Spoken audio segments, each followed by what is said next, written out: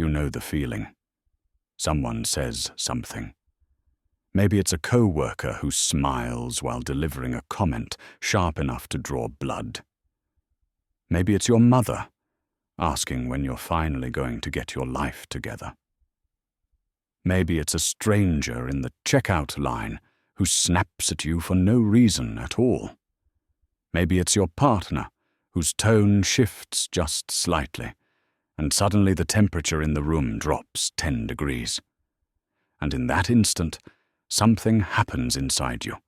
Your chest tightens, heat floods your face, your throat constricts, your heart pounds like you're being chased, your mind spins into a loop you cannot control.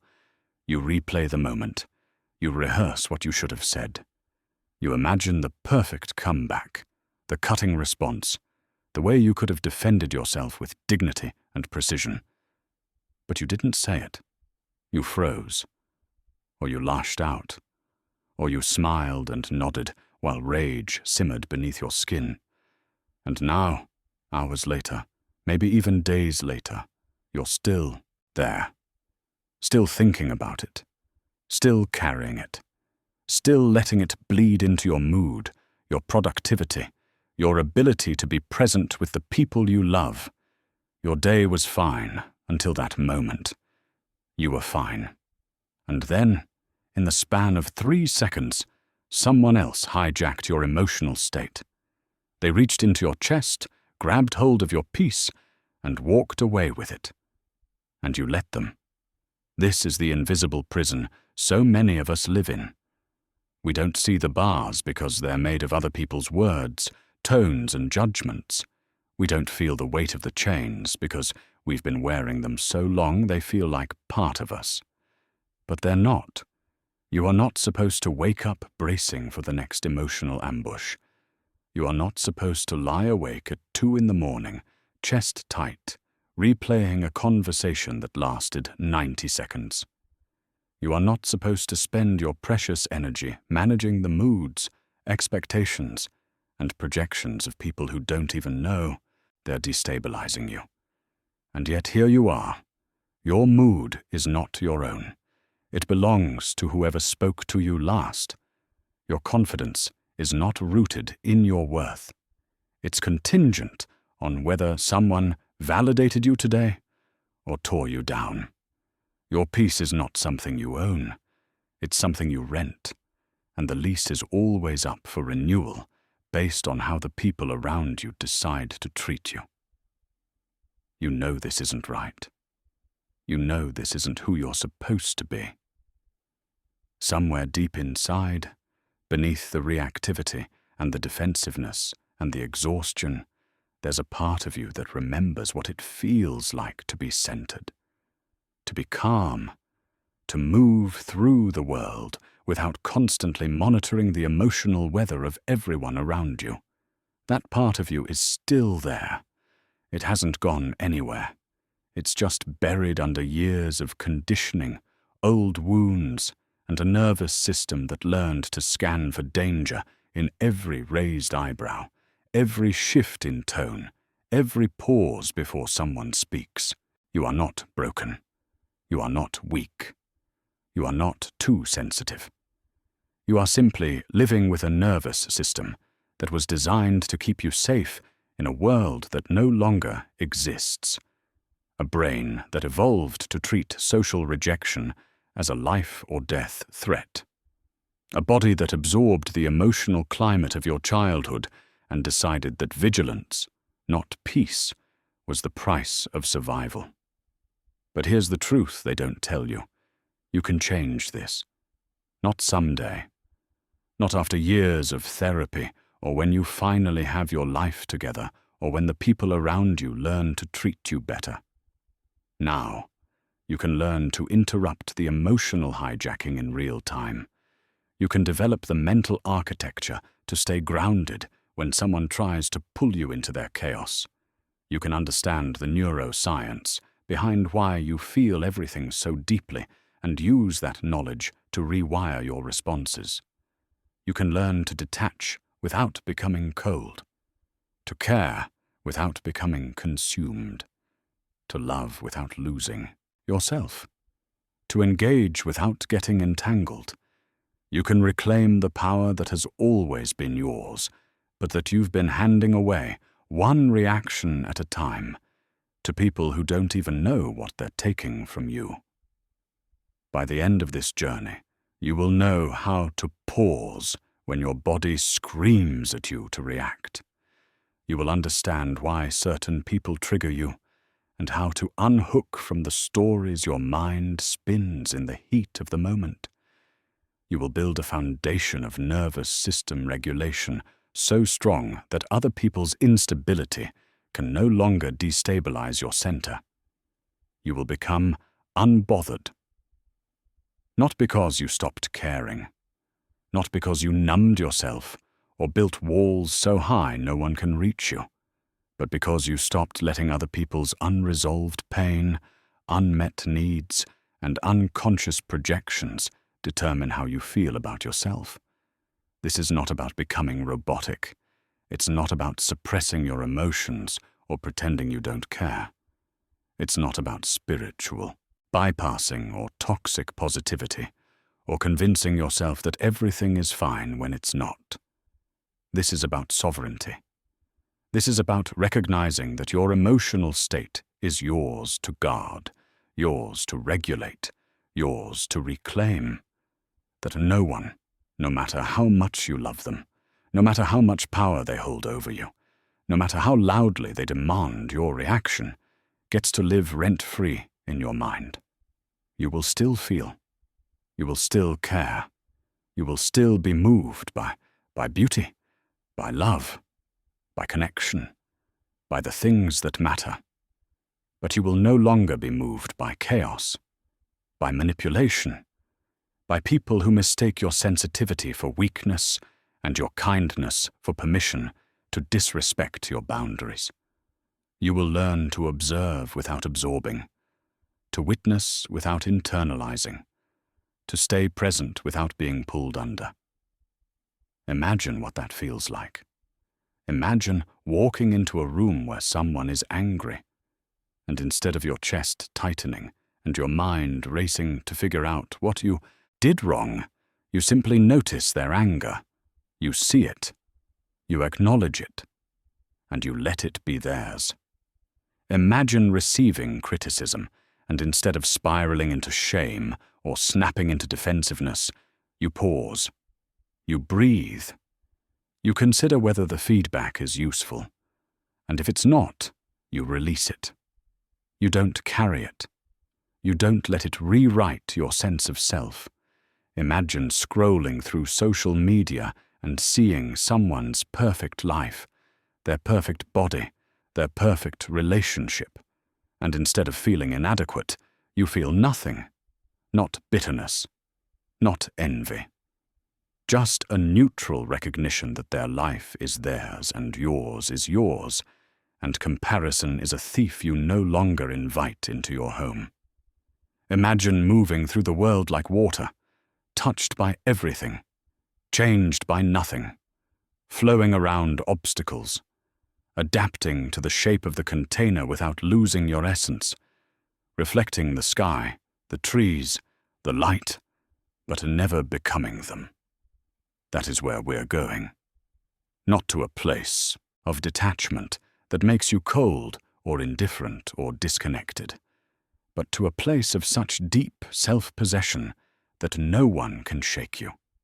A place where your peace is not contingent on other people's behavior, where your worth is not up for debate, where your emotional state is yours to govern, and you govern it well. This is not a fantasy.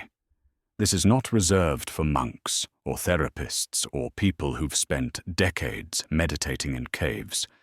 This is available to you, right now, with the brain you have, with the life you're living, with the people you're surrounded by. It starts with understanding why you react the way you do, why certain people trigger you and others don't, why your nervous system treats a passive-aggressive comment like a physical threat, Why you absorb other people's emotions like a sponge, and then wonder why you're so exhausted. And then, once you understand, it becomes practice. Simple, repeatable practices that interrupt the old patterns and build new ones. Techniques that you can use in the moment when your heart is pounding and your mind is spinning and every cell in your body is screaming at you to defend yourself or shut down or run away. You will learn to pause, to anchor, to unhook, to create space between stimulus and response, to choose your reaction instead of defaulting to the one your nervous system programmed decades ago. And over time, through repetition and commitment, and a willingness to keep showing up even when you slip back into old patterns, something will shift. You will notice that the things that used to ruin your entire day now barely register. You will notice that you recover faster, that you sleep better, that you stop replaying conversations in your head because you no longer need to, that your relationships improve because you're no longer defensive, reactive, or desperate for validation.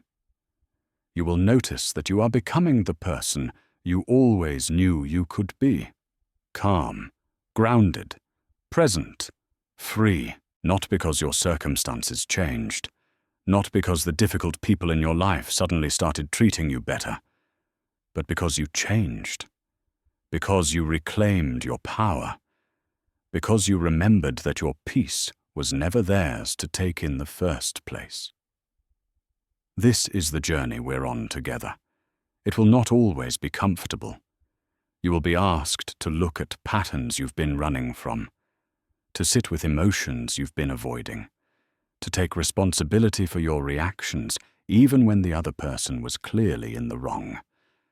But it will be worth it, because on the other side of this work is a version of you who cannot be shaken, who walks into any room, any conversation, any conflict with the quiet confidence of someone who knows exactly who they are and refuses to be anyone else.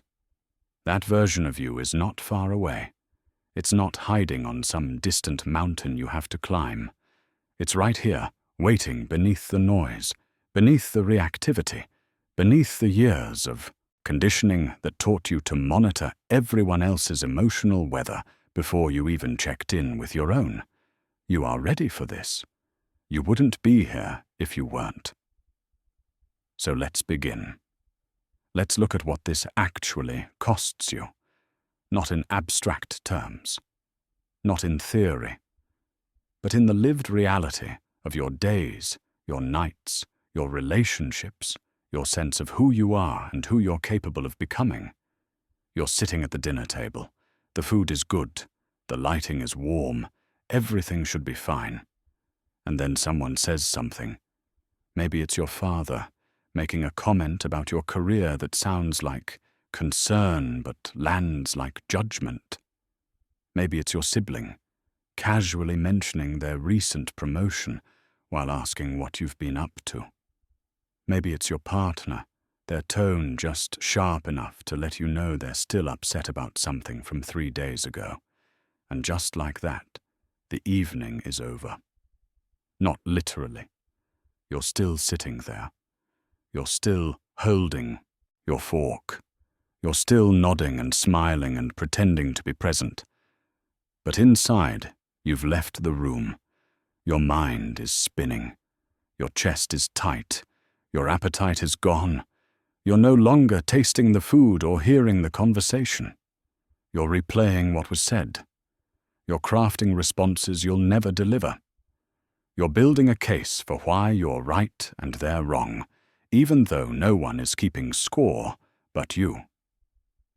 The meal ends. People move to the living room. You excuse yourself early, claiming exhaustion. And maybe you are exhausted, but not from the day, from the 90 seconds that hijacked your entire nervous system and refused to let go. You lie in bed that night, staring at the ceiling. It's 2 in the morning, You have to be up in 5 hours. But sleep feels impossible because your body is still flooded with the chemicals of conflict. Your heart rate is elevated. Your jaw is clenched. Your mind is running the same loop it's been running for 4 hours. What you should have said. What you will say next time. Why they always do this. Why you never stand up for yourself. Why it always ends this way. And beneath it all, a voice. Quiet at first, then louder. The voice that says you're weak. That you let people walk all over you. That if you had any backbone, any self-respect, you would have said something in the moment instead of swallowing it and carrying it home like a stone in your chest. This is the double wound. First, the external trigger. The comment, the tone, the look, the dismissal. That's wound number 1.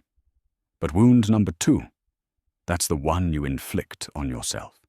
The shame spiral, the self-criticism, the relentless internal interrogation that takes a moment of discomfort and turns it into hours of self-torture. They hurt you once, you hurt yourself 100 times replaying it. Or maybe it's not family, maybe it's work. Your boss calls you into their office. They give you feedback. Some of it is fair. Some of it feels personal. Some of it contradicts what they told you last month. You sit there, nodding, trying to keep your face neutral, but inside you're crumbling. Your mind is racing. Are they setting you up to fire you? Did you misunderstand the project? Are you terrible at your job? Do they think you're incompetent? You leave the office and go back to your desk, but you're not really there. You're in your head, catastrophizing.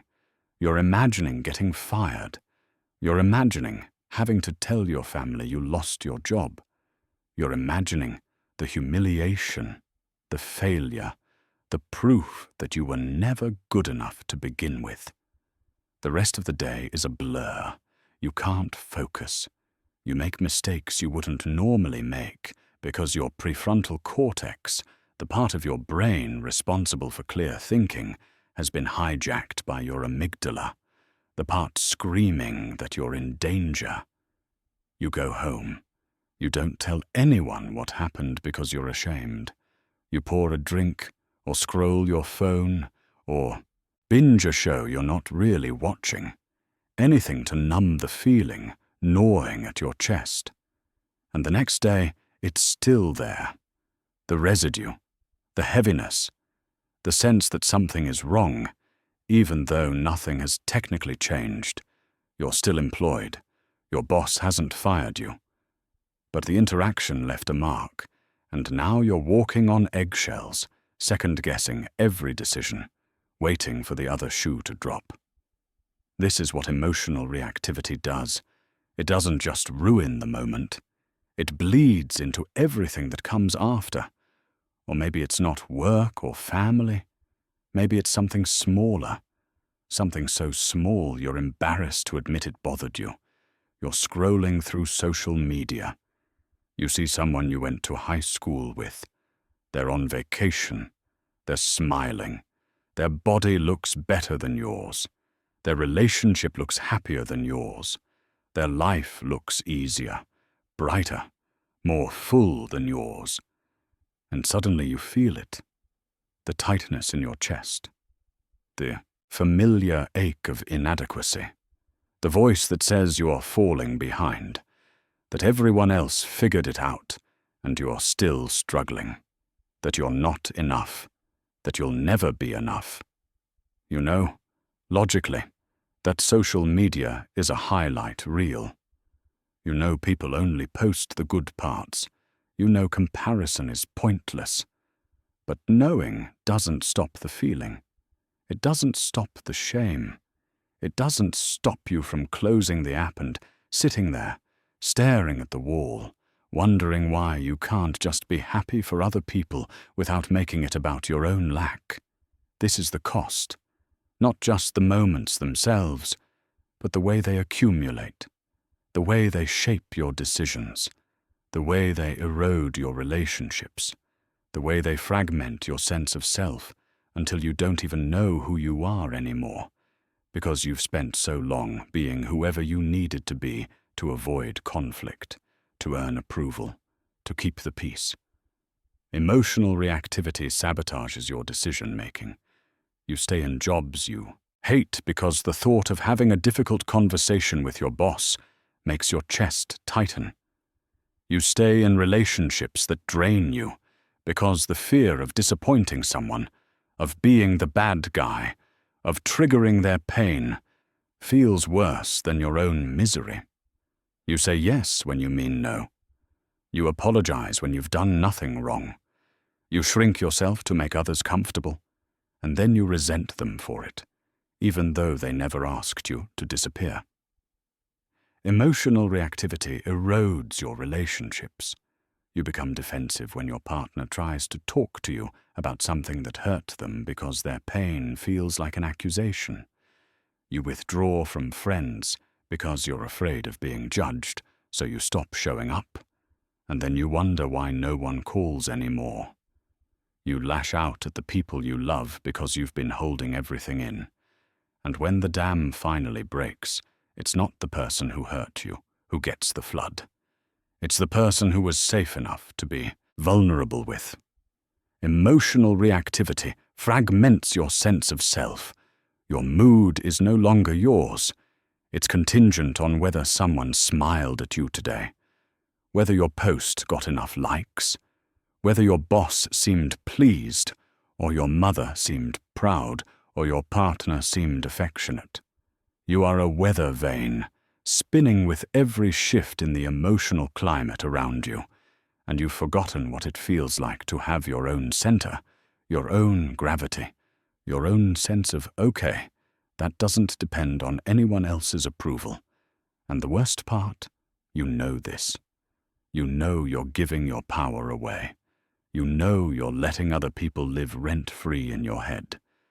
You know you're spending hours, days, sometimes weeks, carrying emotional weight that isn't even yours to carry. But knowing doesn't stop it.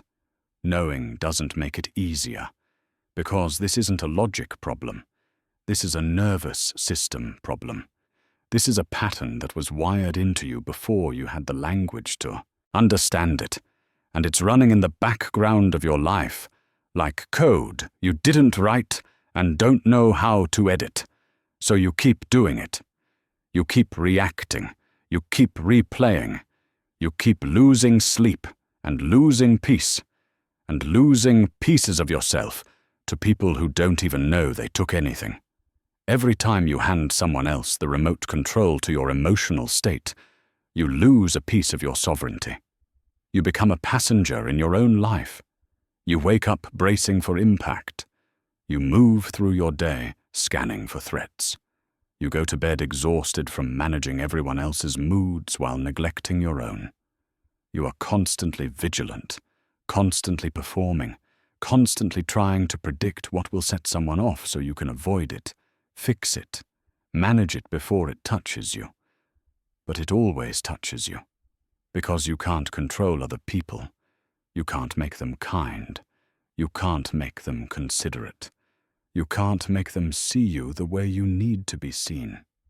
All you can control is how you respond. And right now, you're not responding. You're reacting. And there's a difference. Reacting is automatic. It's unconscious. It's the nervous system doing what it was trained to do. Reacting is the tightness in your chest, the heat in your face, the words you regret the moment they leave your mouth. Reacting is lying awake at 2 a.m, replaying a conversation that lasted 3 minutes. Reacting is carrying someone else's mood for hours, days, sometimes weeks after the interaction is over. Responding is different. Responding is conscious. It's intentional. It's the gap between what happens and what you do about it. Responding is the ability to feel the trigger and choose not to be controlled by it. Responding is power. Reacting is surrender. And right now, you're surrendering. Over and over and over again. You know this is not sustainable. You know something has to change. Because if it doesn't, you'll spend the rest of your life at the mercy of other people's unresolved pain, unmet needs, and unconscious projections. You'll spend the rest of your life exhausted, defensive, fragmented, wondering why peace feels so far away when it should be your birthright. But here's the good news, the news that changes everything. This can change. Not someday. Not when the people around you get their act together. Not when life gets easier or less stressful or more fair. Now, you can learn to respond instead of react. You can learn to interrupt the pattern in real time. You can learn to stay grounded when someone tries to pull you into their chaos. You can learn to care without being consumed, to engage without being entangled, to love without losing yourself. It will take practice. It will take patience. It will take a willingness to see the pattern clearly, even when it's uncomfortable. But it is possible, and it starts with understanding why this happens in the first place, why you feel everything so deeply, why certain people trigger you and others don't, why your nervous system treats a raised voice like a physical threat, why you absorb emotions that aren't even yours. That's where we're going next, to the root, to the origin, to the place where this pattern was born, so you can finally understand it, and in understanding it, begin to change it. So why does this happen? Why do you feel everything so deeply? Why does a stranger's tone derail your day? Why does criticism feel like a physical wound? Why can't you just let things go the way other people seem to? The answer is not what you think. And it's not your fault. Let's start at the beginning. Not your beginning, humanity's beginning. Your brain was not designed for the life you're living. It was designed for a world that no longer exists. A world where survival depended on your ability to read the emotional climate of the people around you with split-second accuracy. A world where being rejected by the tribe didn't just hurt your feelings. It meant death. Your ancestors lived in small groups, 20, maybe 50 people, and if those people decided you didn't belong, if they cast you out, you were done. No grocery stores, no backup plan, no moving to another city and starting over. You were alone in a world full of predators, harsh weather, and no way to survive on your own. So your brain evolved an alarm system, a hypersensitive detection mechanism designed to pick up on the slightest hint of social threat.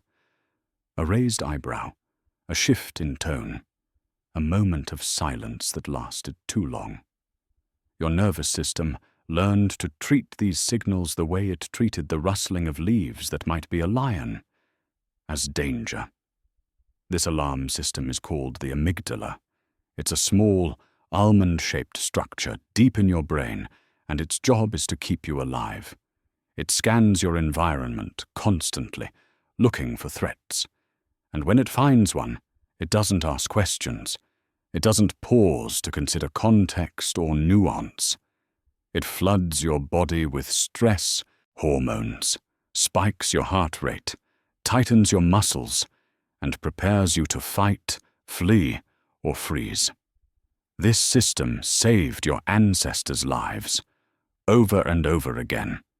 The ones who were sensitive to social rejection, who monitored the group's emotional climate, who adjusted their behavior to stay in good standing, those were the ones who survived.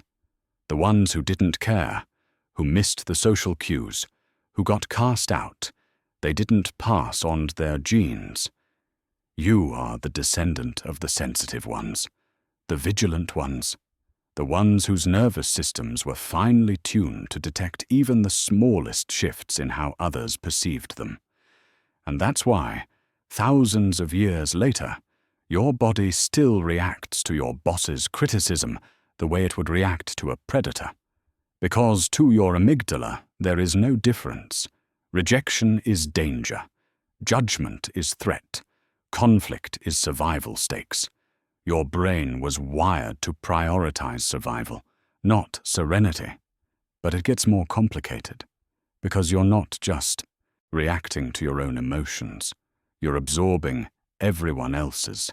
This is called emotional contagion, and it's happening all the time beneath your conscious awareness. You have neurons in your brain called mirror neurons. They fire when you perform an action, and they also fire when you watch someone else perform that action. This is how you learn, how you empathize, how you connect. When you see someone smile, your mirror neurons fire as if you're smiling. When you see someone in pain, your mirror neurons fire as if you're in pain.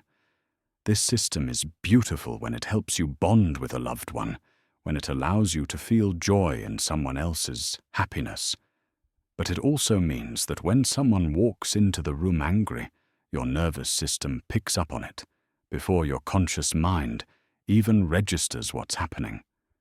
You see the tension in their shoulders, the tightness in their jaw, the edge in their voice, and your mirror neurons fire. Your body begins to mirror their body. Your heart rate increases. Your muscles tense. You start to feel angry or anxious or defensive, and you don't even know why yet. You absorb their emotional state like a sponge, and if you don't realize it's happening, if you don't have the tools to separate their emotion from yours, you carry it. You carry their stress, their frustration, their unresolved pain, and then you wonder why you're so exhausted all the time. This is not a flaw. This is your neurobiology. This is the cost of being human, of being wired for connection. But it's also why you need boundaries, why you need to learn to observe without absorbing, why detachment is not cruelty, it's survival. Now add another layer, childhood, everything we've talked about so far, the amygdala, the mirror neurons, the evolutionary wiring for social sensitivity, all of that was present the day you were born. But what happened next shaped how that system operates in your adult life. You were born utterly dependent. You couldn't feed yourself. You couldn't protect yourself. You couldn't regulate your own nervous system. You needed your caregivers to survive. And so, from your very first breath, you began learning to read them. You learned what made them smile and what made them withdraw. You learned which behaviors earned love and which ones earned coldness. You learned to monitor their emotional climate because your survival depended on staying in their good graces.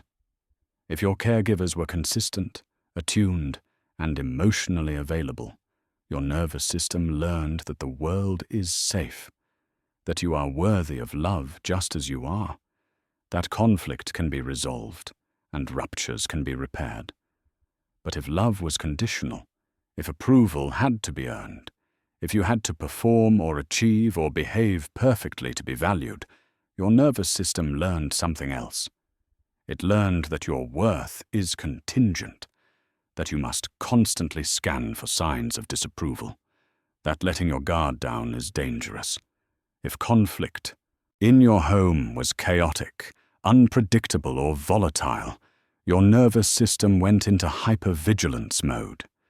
You learned to read the room before you entered it, to measure your words before you spoke, to brace for the storm that might come at any moment.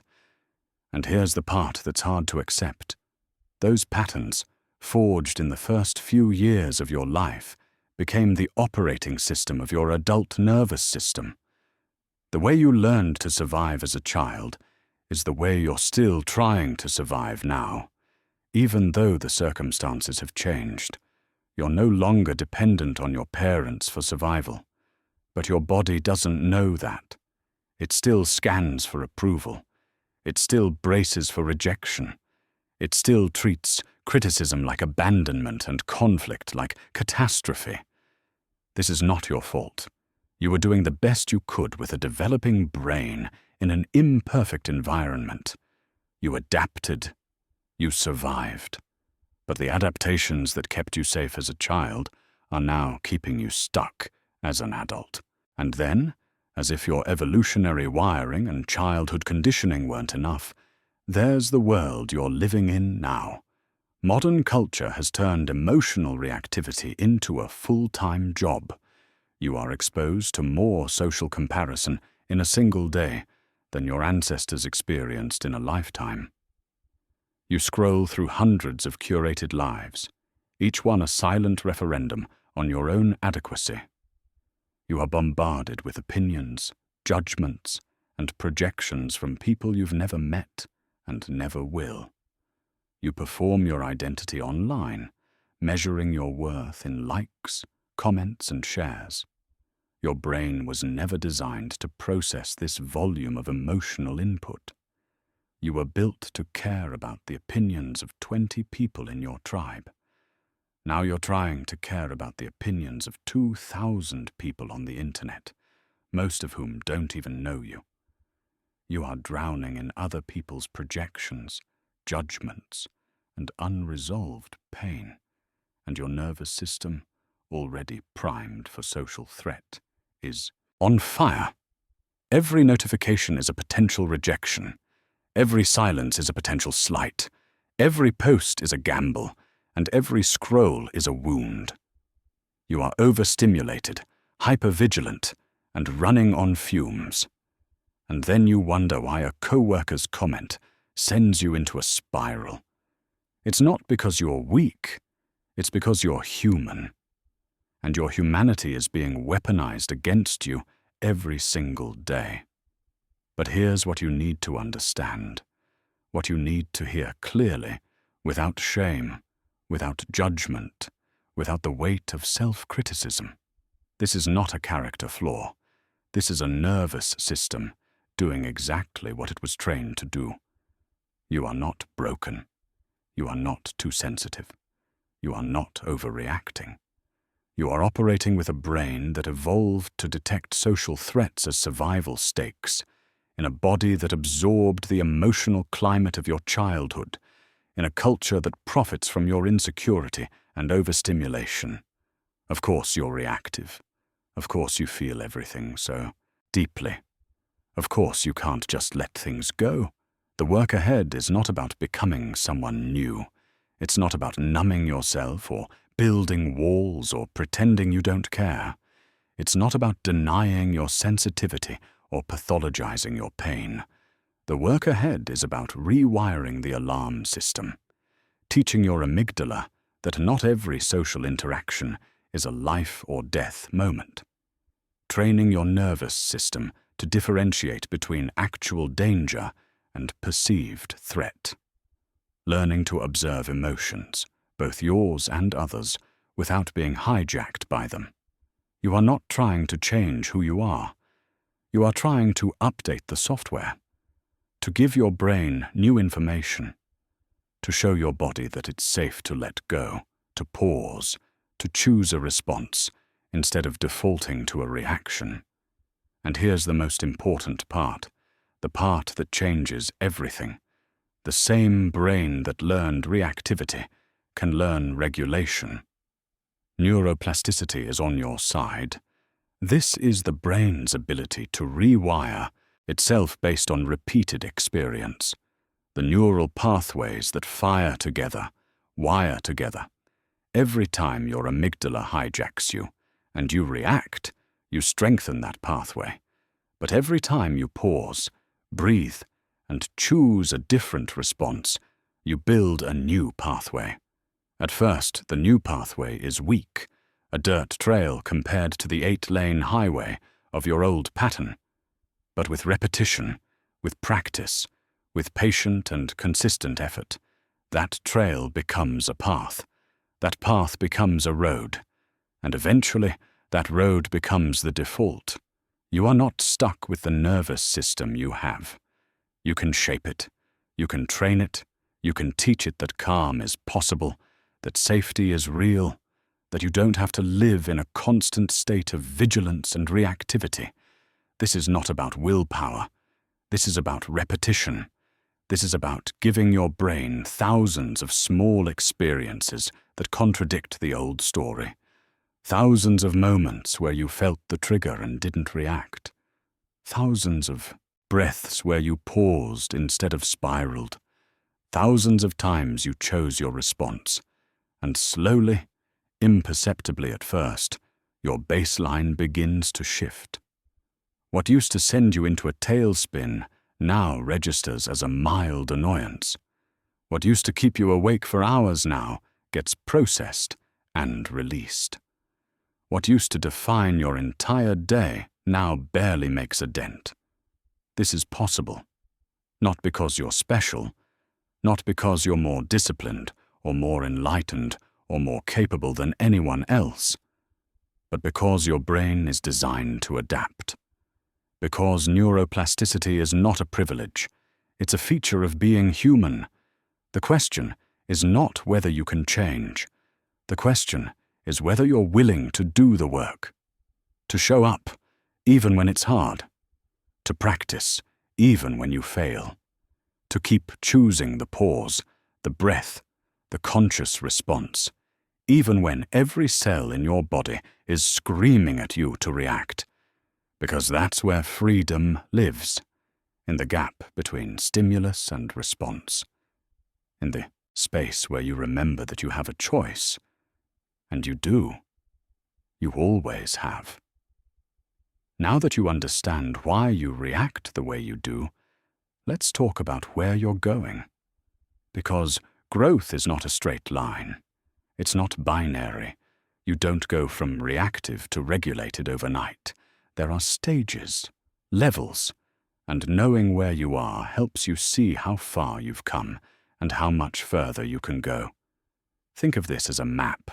A way to track your progress without judgment, a framework that shows you that even when you slip back into old patterns, you're not starting over. You're just moving through territory you've been in before, and this time you know the way out. There are 4 stages, 4 levels of mastery on the journey from chaos to unshakable calm. You've been in all of them. You might be in different stages with different people, or different contexts, but understanding these stages gives you clarity. It gives you language for what you're experiencing, and it gives you hope that where you are now is not where you have to stay. Stage 1 is where most people live most of their lives. It's called unconscious reactivity. In this stage, you are completely at the mercy of external triggers. Someone says something, and before you even register what's happening, your body is flooded. Your chest tightens, your face flushes, your jaw clenches. Your mind goes blank or races or locks into defense mode. You react before you think. You snap at your partner. You withdraw from your friend. You send the email you'll regret tomorrow. You say the thing that cuts deep because you're hurt and you want them to hurt too. Or you say nothing at all, but the silence is loaded, and everyone can feel it. And then, hours later, maybe days later, you replay the conversation. You lie awake at 3 in the morning, chest tight, thinking about what you should have said, what you could have done differently. Why you always do this. Why you can't just let things go. In stage 1, you don't yet see the pattern. You just feel helpless, out of control, like a puppet, and everyone else is holding the strings. Someone pulls and you jerk. Someone pushes and you fall. You have no agency, no gap between what happens and how you respond. It's all automatic, all unconscious, all reaction. This is where shame lives, because part of you knows you're not showing up the way you want to. Part of you sees the damage your reactivity causes in your relationships, your work, your sense of self, but you don't know how to stop it, so you just keep doing it, and hating yourself for it, and doing it again. If you're in stage 1, you're not alone. Most people spend years here, maybe decades, maybe a lifetime, not because they're weak or broken, but because no one ever taught them there was another way. But once you start paying attention, once you start noticing what's happening, you move into stage 2, aware, but still hooked. This stage is brutal, because now you can see yourself doing it. You feel the tightness in your chest.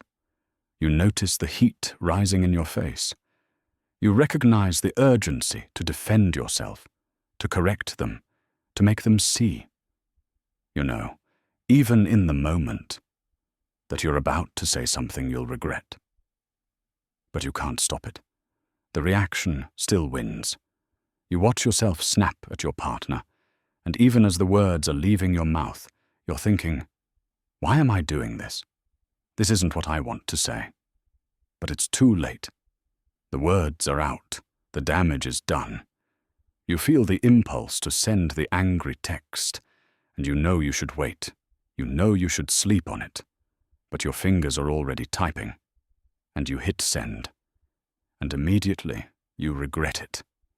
This stage is frustrating because awareness alone doesn't create change. You thought that if you just noticed the pattern, it would stop. But it doesn't. You're still hooked. You're still reactive. You're just painfully aware of it now. And this is where a lot of people give up. They think, if I can see it happening and I still can't stop it, what's the point? I'm just broken. This is who I am. But that's not true. This stage is essential. You cannot change what you cannot see. Awareness is the first step. It's uncomfortable, it's humbling, but it's progress. Because in stage 2, you're building the muscle of observation. You're learning to watch yourself, to notice the sensations in your body, the thoughts in your mind, the impulses that arise. And that noticing, even when it doesn't stop the reaction, is creating a gap, a tiny space between stimulus and response. It's barely perceptible at first, but it's there, and with practice, that gap widens, which brings you to stage 3, pause and redirect. This is where the real work begins. This is where you start to reclaim your power. In stage 3, you develop the capacity to interrupt the reaction in real time. You feel the trigger. You notice the tightness in your chest, the heat in your face, the urgency to react. But instead of defaulting to the old pattern, you pause. Maybe it's a breath. Maybe it's counting to 5. Maybe it's excusing yourself to the bathroom. Maybe it's silently saying to yourself, I'm being triggered. This is not an emergency. You create a gap, a moment of space. And in that space, you have a choice. You don't always choose perfectly. Sometimes you still react. Sometimes the pause is too short and the old pattern wins. But you recover faster. You notice what happened, and instead of spiraling into shame, you course correct. You apologize. You take a walk. You process the emotion instead of suppressing it or projecting it. You start to choose your response instead of defaulting to the automatic reaction. And every time you do this, every time you pause instead of react, you strengthen the neural pathway of regulation. You teach your brain that calm is possible, that you can feel the trigger without being hijacked by it. This stage requires practice, repetition, patience. You will fail more than you succeed at first. You will forget to pause. You will react and then remember 10 minutes later that you had tools you could have used. But that's okay, because even the remembering is progress. Even the noticing after the fact is building the muscle. Over time, the pause becomes easier. The gap becomes wider. You start to trust yourself. You start to believe that you are not a prisoner of your reactivity, that you have agency, that you can choose, and slowly, imperceptibly, you begin to shift into stage 4, embodied detachment. This is the stage where you no longer need to fight for calm. It's your baseline. It's not something you have to remind yourself to do. It's who you are. In stage 4, you can observe someone's anger, criticism, or chaos without absorbing it. You can sit across from someone who is emotionally dysregulated, and instead of your nervous system mirroring theirs, you stay anchored in your own center. You care about people. You empathize. You feel compassion. But you don't need them to behave a certain way for you to feel okay. You don't need them to calm down for you to stay calm. You don't need their approval to feel worthy or their validation to feel confident. You are anchored, grounded, present, and external turbulence doesn't destabilize you. This is not indifference. This is not coldness. This is not shutting down or numbing out or building walls so high that no one can reach you. This is sovereignty. This is the ability to be fully present with someone else's pain without taking it on, to witness their emotion without becoming it. In stage 4, you can have a difficult conversation without your heart racing. You can receive criticism without your chest tightening. You can be around someone who is upset without feeling responsible for fixing it. You can say no without guilt. You can set a boundary without explaining or justifying or softening it with apologies. You move through the world like water, touched by everything, changed by nothing. This doesn't mean you never get triggered. It doesn't mean you're immune to pain or beyond the reach of grief or disappointment. It means that when you do get triggered, you know what to do. You have tools. You have practice. You have a nervous system that's been trained to return to baseline. You might slip back into stage 3 or even stage 2 when you're stressed, exhausted, or dealing with someone who knows exactly how to press your buttons. And that's okay. Growth is not linear. You will move back and forth between stages depending on context, proximity to core wounds, and how depleted your nervous system is. But with practice, stage 4 becomes your default. It becomes the place you return to. Not because you're perfect, but because you've done the work. You've rewired the pathways. You've taught your brain that calm is not something you have to chase. It's something you can embody. Let me show you what this looks like in real life. Imagine you're in a meeting. Your boss criticizes your work in front of your colleagues. In stage 1, you would feel your face flush, your chest tighten, and you'd either snap back defensively or shut down completely. You'd leave the meeting replaying it for hours, maybe days. In stage 2, you'd notice yourself getting defensive, feel the heat rising, recognize the impulse to justify or explain, but you'd still do it. You'd still react. You'd just be painfully aware that you were doing it.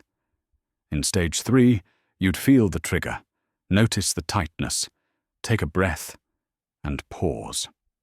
Maybe you'd say, "I'd like to discuss this further in private." Maybe you'd simply acknowledge the feedback without defending. You'd still feel the sting, but you wouldn't let it hijack you. And later, you'd process the emotion instead of carrying it. In stage 4, you'd listen to the criticism, assess whether it's valid, and respond calmly. If it's fair, you'd acknowledge it and ask for specifics. If it's not, you'd let it roll off. Either way, your sense of self wouldn't be threatened. You'd stay grounded, and 10 minutes later, you'd move on. Same trigger. 4 different responses. 4 different outcomes. Or imagine someone you love is upset with you. They're raising their voice. Their tone is sharp. Their words are cutting. Stage 1. You match their energy. You yell back, or you shut down and withdraw. Either way, the conflict escalates or freezes. Stage 2. You notice yourself getting defensive. You see the pattern, but you still react. You still say the thing you know you shouldn't say. Stage 3. You feel the impulse to defend, but you pause. You take a breath. You say, I can see you're upset. Let's talk about this when we're both calmer. Stage 4. You stay grounded. You listen without taking their emotion personally. You see their pain, their fear, their unmet need beneath the anger, and you respond with compassion without losing yourself. This is the journey. From chaos to calm. From unconscious reactivity to embodied sovereignty. You are not trying to become robotic. You are not trying to stop feeling. You are learning to stay present without being pulled under, to care without being consumed, to engage without being entangled. And the beautiful thing is, you don't have to be in stage 4 to start experiencing relief. Even stage 2, as frustrating as it is progress. Even stage 3, with all its imperfections, is power. Every step forward matters. Every pause counts. Every time you choose awareness over autopilot, you are rewiring your brain. You are reclaiming your sovereignty. You are becoming the person you were always meant to be. Grounded, present, unshakable. Now that you know the stages, now that you understand the journey from reactivity to sovereignty, let's talk about the tool that makes it possible. The practice that gives you immediate control when someone tries to hijack your emotional state. This is the foundation, the anchor, the technique you will return to again and again in 1,000 different situations for the rest of your life. It's called the pause framework. And it's deceptively simple. 5 steps, 5 letters, 5 choices that stand between you and the automatic reaction that has been running your life. Let's break it down. P stands for perceive the trigger. The moment you feel the emotional surge, the tightness in your chest, the heat in your face, the impulse to react, name it. Don't judge it. Don't try to suppress it. Just notice it. Silently say to yourself, I'm being triggered. That's it. That's the first step. And it's more powerful than it sounds, because the moment you label what's happening, you activate your prefrontal cortex, the part of your brain responsible for rational thought, perspective, and self-control. And when the prefrontal cortex comes online, it begins to interrupt the amygdala's grip. The alarm starts to quiet. The hijacking loses some of its power. You're not trying to stop the feeling. You're just acknowledging it. You're saying, I see you. I know what's happening. And in that simple act of recognition, you create the first gap, the first sliver of space between stimulus and response. Most people skip this step. They go straight from trigger to reaction without ever noticing what's happening in between. But you're not most people anymore. You're learning to catch the wave before it crashes. A stands for anchor in your body. Once you've perceived the trigger, shift your attention from the external, from the person who just said the thing or did the thing, to your internal state, to your body, to the present moment. Feel your feet on the ground. Notice the weight of your body in the chair. Pay attention to your breath. Is it shallow? Rapid? Held? Just notice. You don't have to change it yet. Just observe. Place a hand on your chest or your belly. Feel the rise and fall. Feel the warmth of your palm against your skin. This is not symbolic. This is physiological. You are sending a signal to your nervous system. You are safe. You are here. You are not in danger. Your amygdala is screaming that this is a crisis. Your body is flooding with stress hormones. But when you anchor in your body, when you feel the ground beneath you and the breath in your lungs, you remind your nervous system of the truth. This is not a lion. This is not a life or death moment. This is a conversation, a comment, a look, and you are okay. This step is critical because your body and your mind are in constant communication. When your body is tense, your mind interprets that as danger and spins stories to match. But when you soften, when you ground, when you anchor, your mind begins to settle too. U stands for unhook from the story. By now your mind is spinning a narrative. It's fast, it's convincing, it's built from old wounds and present fears and the need to make sense of what just happened. The story might sound like, they disrespected me. They think I'm incompetent. I need to defend myself. This is unfair. They always do this. I can't let them get away with this. And here's the thing. The story might be partially true. Maybe they were disrespectful. Maybe it was unfair. But the story your mind is telling in this moment is rarely the whole truth. It's colored by your past, by your wounds, by the patterns you learned in childhood, by the fears you've been carrying for years. So you unhook. You gently acknowledge the story without believing it. You say to yourself, that's a story. That's my mind trying to make sense of this. But I don't have to believe it right now. Then you ask yourself a question that cuts through the noise and brings you back to reality. Is this reaction proportional to what's actually happening, or am I responding to an old wound? Maybe your boss gave you feedback, and your body is reacting like you're being abandoned. That's an old wound. Maybe your partner forgot to text you back, and your mind is spinning a story about them not caring. That's fear, not fact. Unhooking doesn't mean the story is wrong. It just means you're not letting it control you in this moment. You're choosing to see it for what it is, a narrative, not a truth. And that gives you freedom.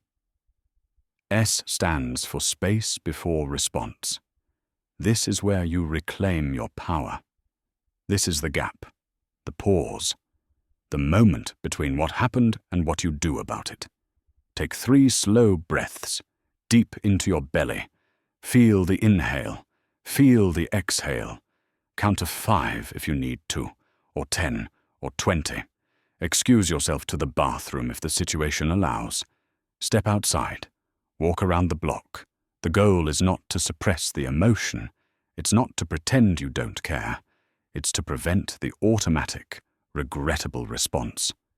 The thing you'll wish you hadn't said. The action you'll spend the next 3 days justifying or apologizing for. In this space, you give your prefrontal cortex time to catch up. You give your nervous system a chance to regulate. You remind yourself that you have options, that you are not a prisoner of the impulse, that you can choose. This is the hardest step, because everything in you is screaming to react, to defend, to correct, to make them see. Your body wants to discharge the energy. Your mind wants to be right. But you wait. You breathe. You hold the space. And in that holding, you prove to yourself that you are not at the mercy of your reactivity. You are the author of your response. E stands for engage from center. Now, and only now, after you've perceived, anchored, unhooked, and created space, you choose your response. Consciously, intentionally, from a place of clarity and self-possession. Sometimes that means speaking calmly and directly. I hear what you're saying, and I'd like to discuss this further when we've both had time to think. Sometimes it means walking away. I need some space right now. Let's revisit this later. Sometimes it means acknowledging the other person's emotion without taking it on. I can see you're upset. I'm here to listen when you're ready to talk. And sometimes it means saying nothing at all. Sometimes the most powerful response is silence, observation, letting their words or their anger or their judgment land in the space between you without absorbing it. You are no longer reacting. You are responding. And there is a world of difference between the two. Let me show you how this works in real life. Scenario 1. You're in a meeting. A co-worker makes a passive-aggressive comment about the project you're leading. Well, if someone had communicated the timeline more clearly, we wouldn't be in this mess. Perceive. You feel the heat rising in your face. Your jaw clenches. You think, I'm being triggered. Anchor. You feel your feet on the floor. You take a breath. You place a hand on your leg under the table. Unhook. Your mind says, they're blaming me. They're making me look bad in front of everyone. You recognize the story. You ask, is this about now, or is this about all the times I've felt blamed unfairly? Space. You take 3 slow breaths. You count to 5. You let the silence sit. Engage. You respond calmly. I appreciate the feedback. Let's sync after the meeting to make sure we're aligned on communication moving forward. You didn't defend. You didn't attack. You didn't let their comment hijack the meeting or your nervous system. You responded from center. Scenario 2. You're on the phone with your parent. They say, when are you going to settle down and get a real job? I'm worried about you. Perceive. Your chest tightens. Shame floods in. You think, I'm being triggered. Anchor. You feel the phone in your hand. You notice your breath. You ground your feet. Unhook. Your mind spins. They think I'm a failure. They don't respect my choices. I need to make them understand. You recognize the story. You ask, is this about their words, or is this about my fear that they're right? Space. You take a breath. You pause before responding. Engage. You say, I hear your concern. I'm happy with the path I'm on, and I'd love your support, even if it doesn't look like what you expected. You set a boundary. You honored your truth, and you didn't spiral into defensiveness or shut down in shame. Scenario 3. You're driving. A stranger cuts you off in traffic and gestures rudely. Perceive. Your heart races. Anger surges. You think, I'm being triggered. Anchor. You feel your hands on the wheel. You take a breath. Unhook. Your mind says, that person is an idiot. I need to catch up and let them know. You recognize the story. You ask, is this worth my peace? Space. You take 3 breaths. You let the car go. Engage. You do nothing. You let them drive away. You let it go. Because this stranger's rudeness has no claim on your emotional state. Same framework. 3 different situations. 3 different outcomes. But in each one, you stayed in control. You didn't let someone else's words, tone, or behavior hijack your nervous system. And here's the reminder you need to hear. This is not about perfection. You will forget to pause. You will skip steps. You will react before you even remember you have tools. You will say the thing you wish you hadn't said. And then, 10 minutes later, you'll think, oh, I could have paused. That's okay. That's part of the process. Every time you remember, even after the fact, you're strengthening the pathway. Every time you practice, even imperfectly, you're rewiring your brain. Over time, the pause becomes automatic. It becomes muscle memory. It becomes who you are. You don't have to get it right every time. You just have to keep practicing, keep noticing, keep choosing the gap over the reaction. Because every pause is a victory. Every breath is progress. Every moment you reclaim your power is proof that you are not a prisoner of your reactivity. You are free, and you're getting freer every day. The pause framework is your foundation.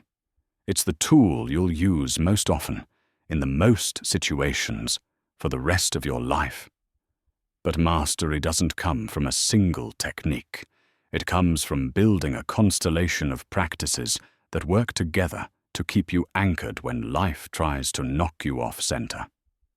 Think of these as reinforcements, advanced tools that deepen your capacity, broaden your range, and make detachment easier, faster, and more sustainable.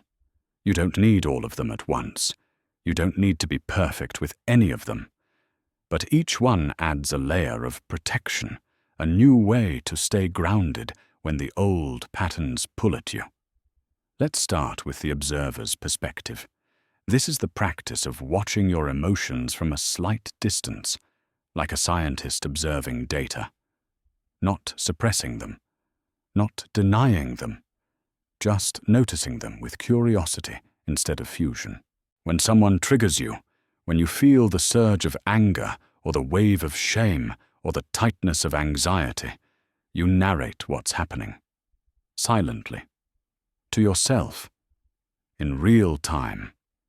There's anger rising, there's heat in my chest, there's the urge to defend myself, there's the familiar story about not being respected, there's the impulse to say something cutting. You're not trying to stop the anger, you're just naming it, observing it, creating a little bit of space between you and the emotion. This is meta-awareness, the ability to step outside yourself and watch what's happening inside you. And it's powerful because it reminds you of something fundamental. You are not the anger. You are the one noticing the anger. You are not the shame. You are the one witnessing the shame. You are not the story your mind is spinning. You are the awareness that can see the story being spun. This creates separation, not the kind of separation that numbs you or disconnects you from life, the kind of separation that gives you freedom, the kind that says, this emotion is here, but it doesn't have to control me. I can feel it without becoming it. Practice this. When you're triggered, even mildly, narrate what you're experiencing, out loud if you're alone, silently if you're not. The more you practice, the more natural it becomes. And the more you practice, the more you realize that emotions are weather patterns moving through you. They come, they build, they pass, and you remain. Tool 2 is emotional preloading. You know the situations that test you. The family gathering where your uncle always makes comments about your weight or your job. The meeting with the boss who never seems satisfied. The conversation with your ex about co-parenting. The phone call with your mother that always leaves you feeling like a child. You know these moments are coming. So why walk into them unprepared? Emotional preloading is the practice of mentally rehearsing your response before you're in the heat of the moment. You visualize the scenario, you imagine the trigger, and you see yourself staying calm. You picture yourself taking a breath, choosing your words carefully, setting a boundary without escalating, walking away if you need to, responding instead of reacting. This isn't wishful thinking. This is neuroscience. Your brain doesn't fully distinguish between a vividly imagined experience and a real one. When you rehearse composure, you're priming your nervous system to default to that state when the moment arrives. Before the family gathering, sit in your car for 5 minutes. Close your eyes. Visualize the comment that usually sets you off. See yourself hearing it, feeling the trigger, taking a breath, and responding with calm clarity, or not responding at all, just letting it land without absorbing it. Before the difficult meeting, take a few minutes to imagine staying grounded. Picture yourself receiving criticism without spiraling. Picture yourself asking clarifying questions instead of defending. Picture yourself leaving the meeting without replaying it for hours. You're not controlling what other people do. You're preparing yourself to stay anchored no matter what they do. And when the moment comes, your nervous system already has a template for composure. It's easier to access because you've already walked through it in your mind. Tool 3 is the compassionate reframe. When someone tries to provoke you, when they're rude or dismissive or cruel, it's easy to take it personally, to make it about you, to let their behavior confirm your worst fears about yourself. But here's a different lens. A reframe that doesn't excuse their behavior, but does strip it of its power over you. Ask yourself, what pain are they carrying that makes them act this way? Maybe the person who snapped at you is grieving. Maybe they're scared. Maybe they're drowning in their own shame, and lashing out is the only way they know how to discharge it. Maybe they learned this pattern from someone who hurt them, and they're repeating it because it's all they know. Hurt people hurt people. When you see their reactivity as a reflection of their suffering, not your worth, it loses its grip on you. You stop taking it personally because you realize it was never about you. It was about them projecting their unresolved pain onto the nearest target. This doesn't mean you condone their behavior. It doesn't mean you stay in a toxic situation or let someone abuse you. It means you understand the broader context, and in understanding, you create distance. You depersonalize the attack. They're not reacting to who you are. They're reacting to who they've been taught to be. And that's sad, but it's not yours to carry. This reframe is an act of compassion, both for them and for yourself. For them, because you're seeing their humanity beneath the harm. For yourself, because you're refusing to let their pain become your identity. Tool 4 is the boundary without the battle. One of the reasons you stay reactive is because you don't know how to set limits without it turning into a fight. So you either avoid conflict entirely, letting people walk all over you, or you overcompensate, coming in too hot, too defensive, too charged. But there's a third way. The boundary without the battle. This is the practice of setting limits calmly, clearly, and without justification. You're not asking for permission. You're not explaining yourself into the ground. You're simply stating what you need and holding the line. Practice these phrases. Say them out loud until they feel natural. I'm not available for this conversation right now. I hear that you're upset, but I won't engage in this tone. I need some space to process this.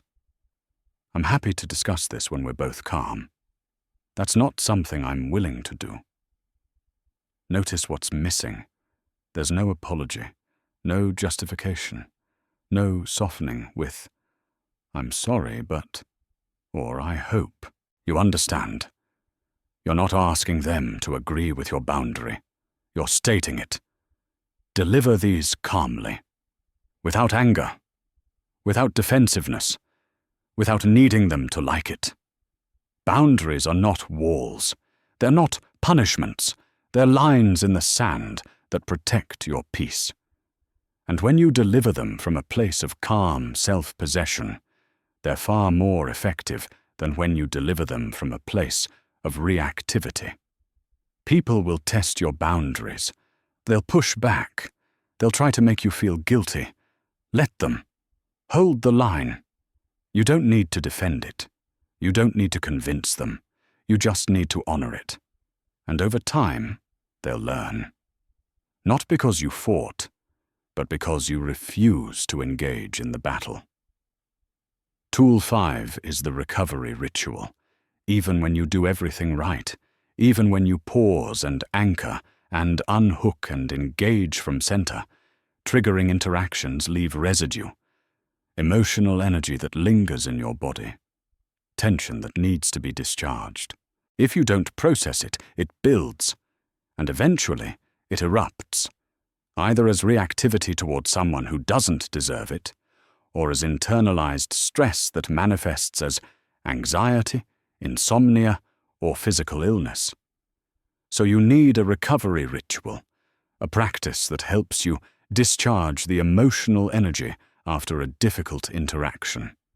This looks different for everyone. Maybe it's vigorous movement, a run, a boxing class, dancing in your living room, anything that lets your body release the adrenaline and cortisol that flooded your system. Maybe it's journaling, getting the thoughts out of your head and onto the page where you can see them, examine them, and let them go. Maybe it's cold water on your face, a physical shock that resets your nervous system. Maybe it's deep breathing, box breathing. 4 counts in, hold for 4. 4 counts out, hold for 4. Repeat until your heart rate slows. Maybe it's talking to a trusted friend. Not to vent endlessly, but to process, to say out loud what happened, how it made you feel, and what you're going to do about it. The point is not to suppress the emotion. It's to move it through your system so it doesn't get stuck, so it doesn't calcify into resentment or anxiety or a story you carry for years. After a triggering conversation, give yourself 20 minutes, 30 minutes, an hour, whatever you need. Don't go straight back to work or scroll your phone or pretend nothing happened. Tend to yourself. Discharge the energy. Return to baseline. This is not indulgence. This is maintenance. This is how you prevent the buildup of unprocessed emotion that eventually makes you reactive, exhausted, and disconnected from yourself. Now, here's what I need you to understand. You don't need to master all of these tools at once. You don't need to use all of them in every situation. Trying to do that will overwhelm you and set you up for failure. Start with the pause framework. Make that your default. Practice it until it becomes second nature. And then, when you're ready, add one of these tools. Maybe the observer's perspective resonates with you. Maybe emotional preloading feels most useful. Maybe the compassionate reframe is what you need right now. Notice which tool fits your nervous system, which one feels natural, which one gives you the most relief, and build from there. Mastery is not about perfection. It's about repetition. It's about showing up again and again with the tools you have and trusting that over time they'll become part of you. Emotional detachment is not a single skill. It's a constellation of practices that work together to keep you anchored. And the more practices you have, the more resilient you become. Because when one tool doesn't work in a given moment, you have another. When you forget to pause, you remember to reframe. When you can't preload, you recover afterward. You're not relying on a single technique. You're building a system, a way of being, a foundation that can hold you no matter what storms come. And that's what makes you unshakable. Not the absence of challenge, but the presence of tools. Not the avoidance of triggers, but the capacity to meet them with clarity, composure, and choice. You're building something here, something that will serve you for the rest of your life. So take your time, be patient with yourself, and trust the process. You're not just learning to detach, you're learning to come home to yourself. And that's worth every moment of practice. The tools are essential. The pause framework, the observer's perspective, the reframes and boundaries, all of it matters. But here's what most people miss. Here's the part that separates temporary relief from lasting transformation.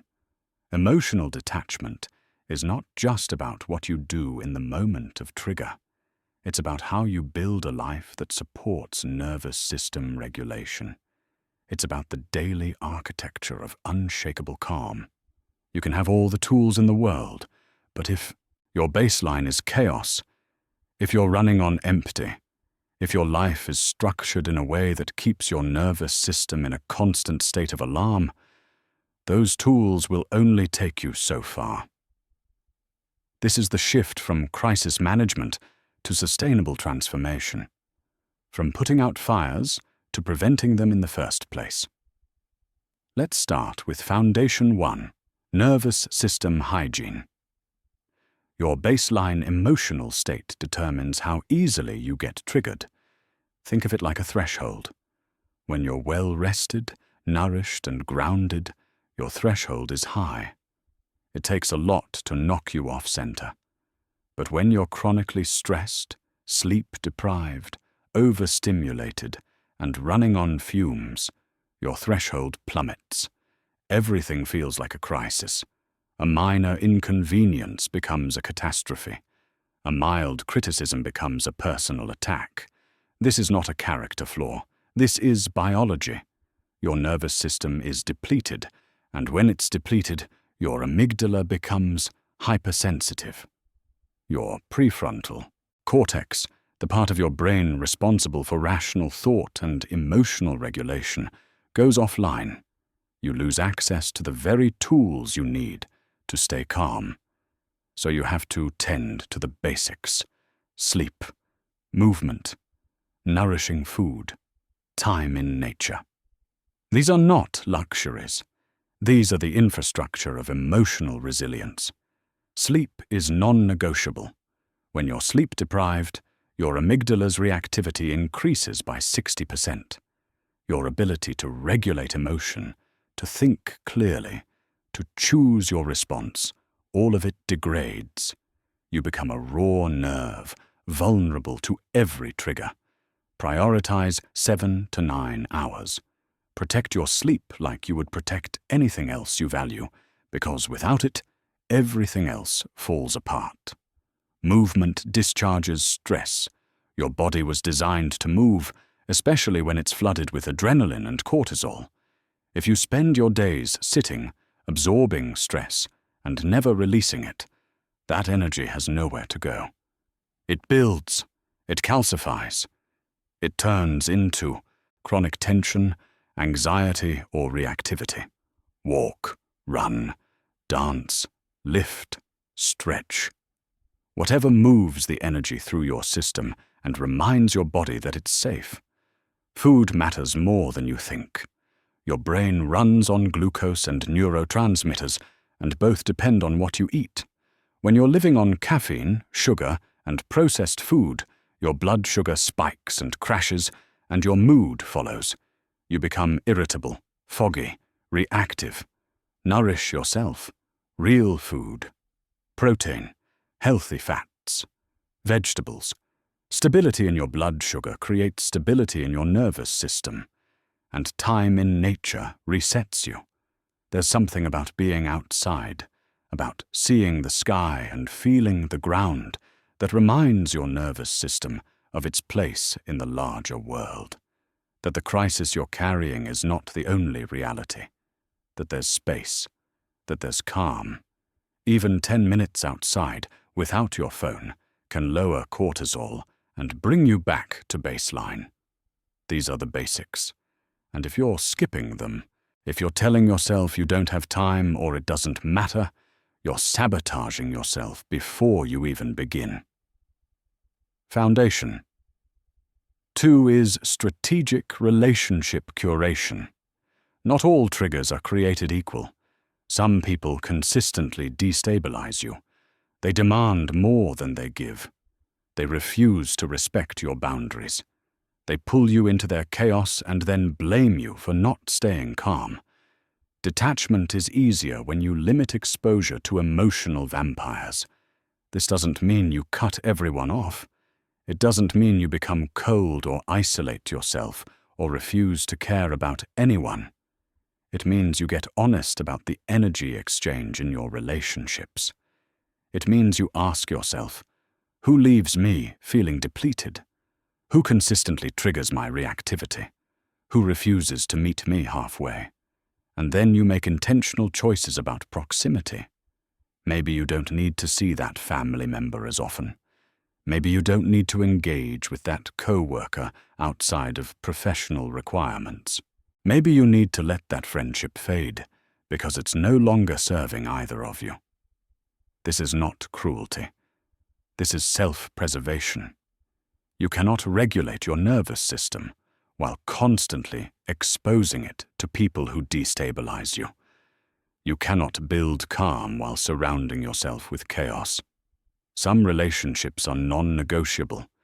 You can't cut off your child or your aging parent or your boss, but you can set boundaries. You can limit the time you spend. You can protect your energy by being intentional about when and how you engage.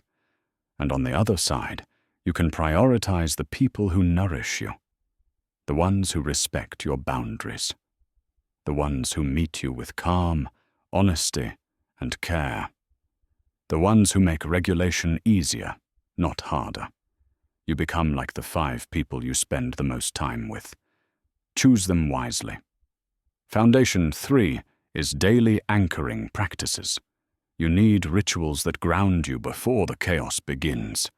Practices that train your nervous system to return to baseline so that when triggers arrive, you're starting from a place of calm instead of depletion. This is where morning routines come in. Not the performative, Instagram-worthy kind. The real kind. The kind that actually centers you. Maybe it's 10 minutes of meditation. Sitting in silence, watching your breath, letting your thoughts come and go without chasing them. This trains your observer's perspective. It teaches you that you are not your thoughts, that you can watch the mind spin without being controlled by it. Maybe it's breath work, box breathing, 4 counts in, hold for 4, 4 counts out, hold for 4.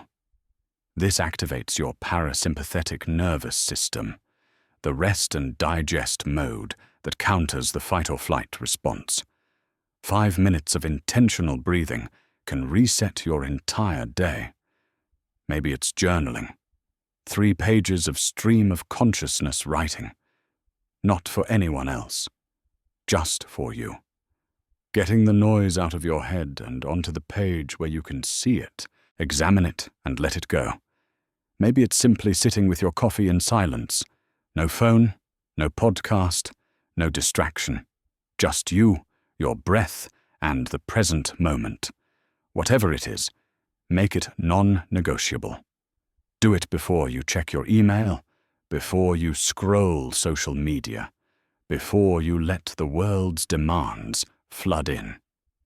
This is your time, your anchor, the foundation you build before the day tries to knock you down. And when triggers come, when someone tests you, you're not starting from 0. You're starting from a place of groundedness.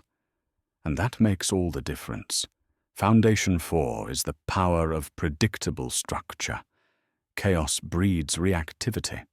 When your life is unpredictable, when you don't know when you'll eat or sleep or have time to yourself, your nervous system stays on high alert.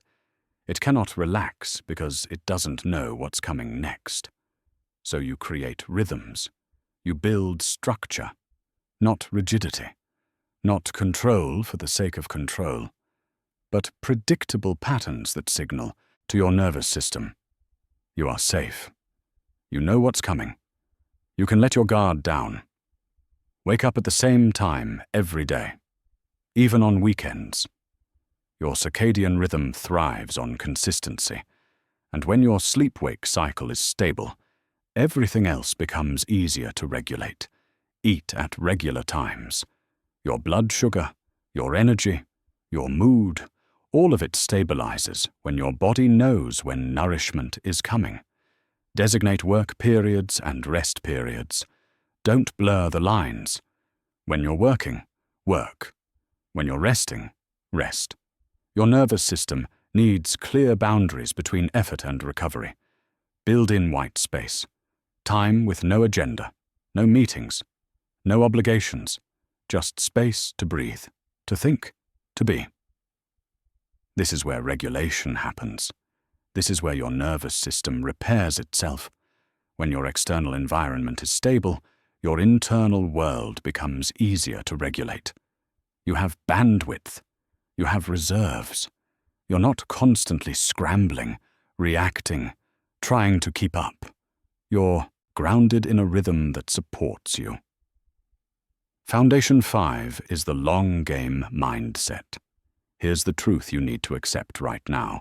Emotional mastery is not a sprint. You will have setbacks. You will lose your cool. You will forget everything you've learned and spiral into old patterns. You will react when you meant to pause. You will absorb when you meant to observe. You will slip back into stage 1 and wonder if any of this even works. This is part of the process. This is not failure. This is growth. What matters is not perfection. It's the consistent return to practice. It's the willingness to show up, even after you've fallen. It's the trust that every time you pause, even once, you're rewiring your brain. That every time you choose awareness over autopilot, you're building a new pathway. The neural pathway of reactivity is an 8-lane highway. You've been driving it for years, maybe decades. The neural pathway of regulation is a dirt trail. It's slow. It's unfamiliar. It's easy to miss. But every time you use it, it gets a little wider, a little clearer, a little easier to find. And over time, with repetition and patience, that dirt trail becomes a path. That path becomes a road. And eventually, that road becomes the default. Trust the accumulation of small wins, the conversation where you didn't spiral, the comment that didn't derail your day, the moment you caught yourself, took a breath, and chose differently. These moments matter. They're building something, even when you can't see it yet. Imagine someone, let's call them Alex, who starts this work. Month 1. Alex is still mostly in stage 1, reacting constantly, carrying every interaction, lying awake at night, replaying conversations. But Alex starts prioritizing sleep. 8 hours, non-negotiable. Alex starts moving their body every day, even just a 20-minute walk. Alex starts a 5-minute morning meditation, sitting in silence before the day begins. Month 2. Alex begins noticing patterns. The awareness is there, even if the reaction still wins. Alex starts using the pause framework, imperfectly, but they're using it. They slip back into reactivity, but they recover faster. They start setting small boundaries with people who drain them. Month 3, Alex has their first real win. A family member makes a comment that would have ruined their entire week. But Alex pauses, takes a breath, unhooks from the story, responds calmly, and walks away feeling grounded instead of gutted. This is proof. This is evidence that change is possible. Month 6, Alex notices they're sleeping better. Their relationships are improving because they're not defensive anymore. They're choosing their battles. They're letting things go that used to consume them. Their confidence is growing, not from external validation, but from internal stability, from knowing they can handle whatever comes. This is what happens when you tend to the foundations, when you stop just reacting to crises and start building a life that supports regulation. The tools work better because you're not using them from a place of depletion. You're using them from a place of strength. You cannot control other people's behavior. You cannot make them kind, considerate, or emotionally regulated. But you can control the conditions that make you resilient to their chaos. You can sleep. You can move. You can eat well. You can curate your relationships. You can build anchoring practices. You can create structure. You can commit to the long game. And when you do, when you tend to the foundations, everything else becomes easier. The pause comes faster. The triggers lose their grip. The reactivity fades. And in its place, something new emerges. Calm, clarity, sovereignty. Not because life got easier, but because you built yourself a foundation strong enough to weather it. Now let's talk about why this works. Not in abstract, metaphorical terms, but in concrete, biological reality. Because when you understand the mechanics, when you see how your brain and body actually function, the practice becomes easier. Belief becomes stronger. And the work you're doing stops feeling like a struggle against yourself and starts feeling like a collaboration with your own neurobiology. Let's start with the two most important players in your emotional life, the amygdala and the prefrontal cortex. The amygdala is your brain's smoke detector. It's small, almond-shaped, and sits deep in the ancient part of your brain, the part you share with every mammal that ever lived. Its job is singular and essential: detect threat, keep you alive. The amygdala is fast, incredibly fast. It processes information in milliseconds, long before your conscious mind knows what's happening.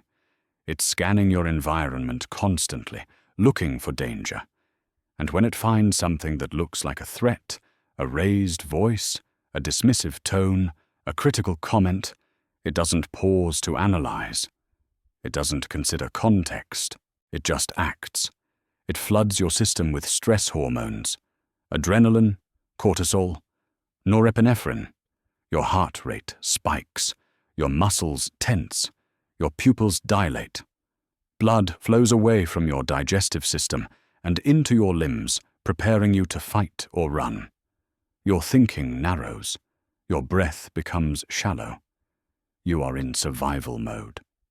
This system saved your ancestors' lives 1,000,000 times over. When the amygdala detected the rustle of a predator, the ones who stopped to think didn't survive. The ones who reacted, who ran or fought without hesitation, those were the ones who lived long enough to pass on their genes. But here's the problem. The amygdala cannot tell the difference between a physical threat and a social one. It treats your boss's criticism the same way it treats a charging lion. It treats rejection the same way it treats abandonment in the wilderness.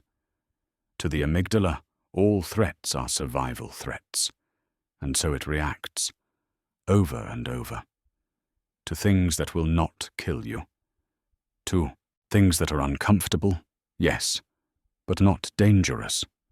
And every time it reacts, you lose access to the part of your brain that could help you, the prefrontal cortex. This is located just behind your forehead.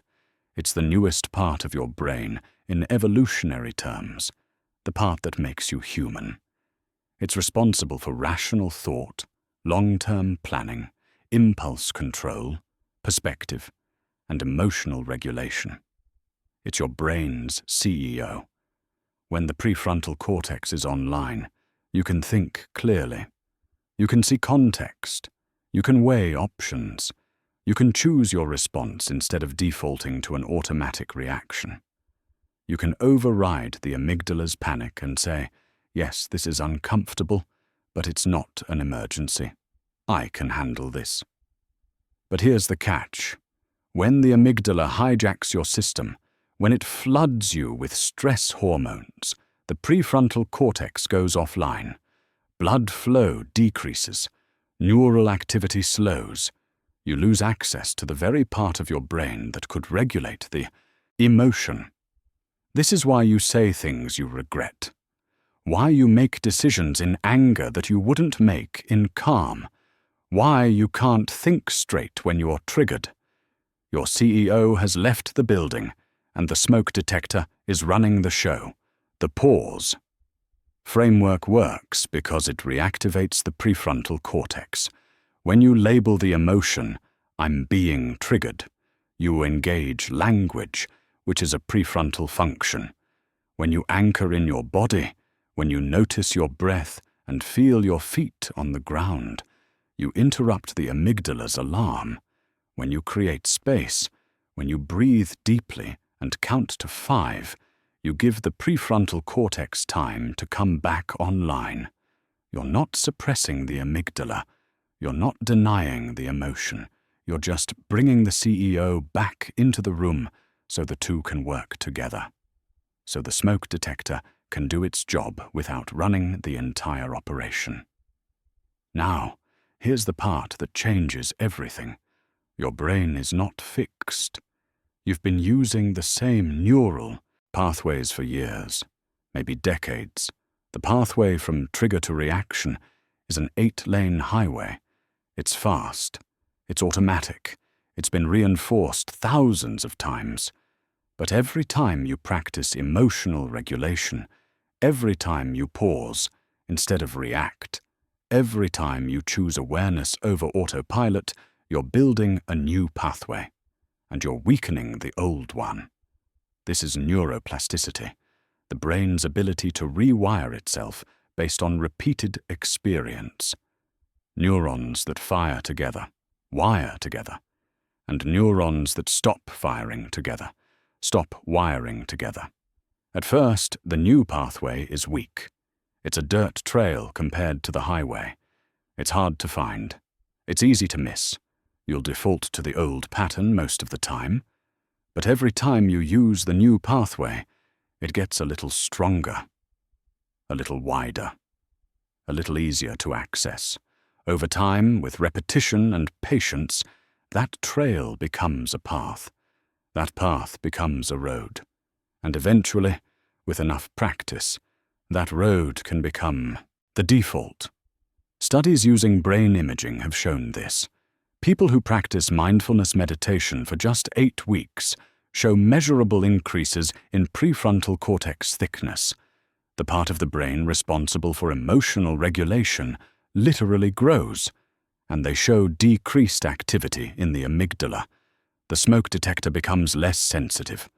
What once felt impossible, staying calm when provoked, becomes your new default. Not because you're special, not because you have more willpower than anyone else, but because you've rewired your brain through repetition. This is neuroplasticity in action, and it's on your side. Now let's talk about the vagus nerve. This is the highway between your brain and your body, and it's one of the most powerful tools you have for regulating your emotional state. The vagus nerve is the longest nerve in your body. It runs from your brainstem down through your chest and abdomen, connecting to your heart, lungs, and digestive system. It's the primary pathway of the parasympathetic nervous system, the rest and digest mode that counters the fight-or-flight response. When your amygdala sounds the alarm, your sympathetic nervous system activates, heart rate increases, breathing becomes shallow, digestion shuts down, you're in survival mode. But when you stimulate the vagus nerve, you activate the parasympathetic system. Heart rate slows, breathing deepens. Your body gets the signal, you are safe. The threat has passed. You can relax. And here's the beautiful part. You can stimulate the vagus nerve voluntarily, through deep breathing, through grounding, through physical awareness. When you take slow, deep breaths, especially when you extend the exhale, you're directly activating the vagus nerve. This sends a message to your brain. Everything is okay. If you were in danger, you wouldn't be breathing like this. When you anchor in your body, when you feel your feet on the ground or place a hand on your chest, You're bringing awareness to the present moment. And presence is the antidote to panic. This is why the anchor step in the pause framework is so powerful. It's not metaphorical, it's physiological. You're literally changing your nervous system state through intentional action. Research shows that deep breathing can reduce cortisol levels within minutes, that grounding exercises decrease amygdala activity, that body-based practices like yoga increase vagal tone, making your nervous system more resilient to stress over time. This is not wishful thinking, this is biology, and you have access to it anytime, anywhere. Now let's address emotional contagion, because understanding this will help you see why detachment is not cruelty. It's necessity. You have neurons in your brain called mirror neurons. They fire when you perform an action, and they also fire when you watch someone else perform that action. This is how you learn as a child, how you develop empathy, how you connect with other people. When you see someone smile, your mirror neurons fire as if you're smiling, and you feel a little bit of their joy. When you see someone in pain, your mirror neurons fire as if you're in pain, and you feel compassion. This is beautiful. This is what makes you human. But it also makes you vulnerable. Because when someone walks into the room angry, your mirror neurons fire. Your body begins to mirror their body. Your heart rate increases. Your muscles tense. You start to feel angry, or anxious, or defensive, and you don't even know why yet. You absorb their emotional state. And if you don't realize it's happening, if you don't have the tools to separate their emotion from yours, you carry it. You make it yours. And then you react to an emotion that was never about you in the first place. This is why the observer's perspective is so critical. When you can watch the emotion, when you can say, there's anger. But it's not my anger. It's a reflection. I'm picking up on their state. You create separation. You're not becoming cold. You're not shutting down your empathy. You're just recognizing that not every emotion you feel is yours, and you're choosing not to absorb what doesn't belong to you. Understanding mirror neurons helps you depersonalize triggers. It helps you see that the emotion flooding your system might be contagion, not reaction. And in seeing that, you gain freedom. Finally, let's talk about the stress reactivity cycle, because this explains why some days you can handle anything, and other days the smallest thing sets you off. When you're chronically stressed, sleep-deprived, or overwhelmed, your amygdala becomes hypersensitive.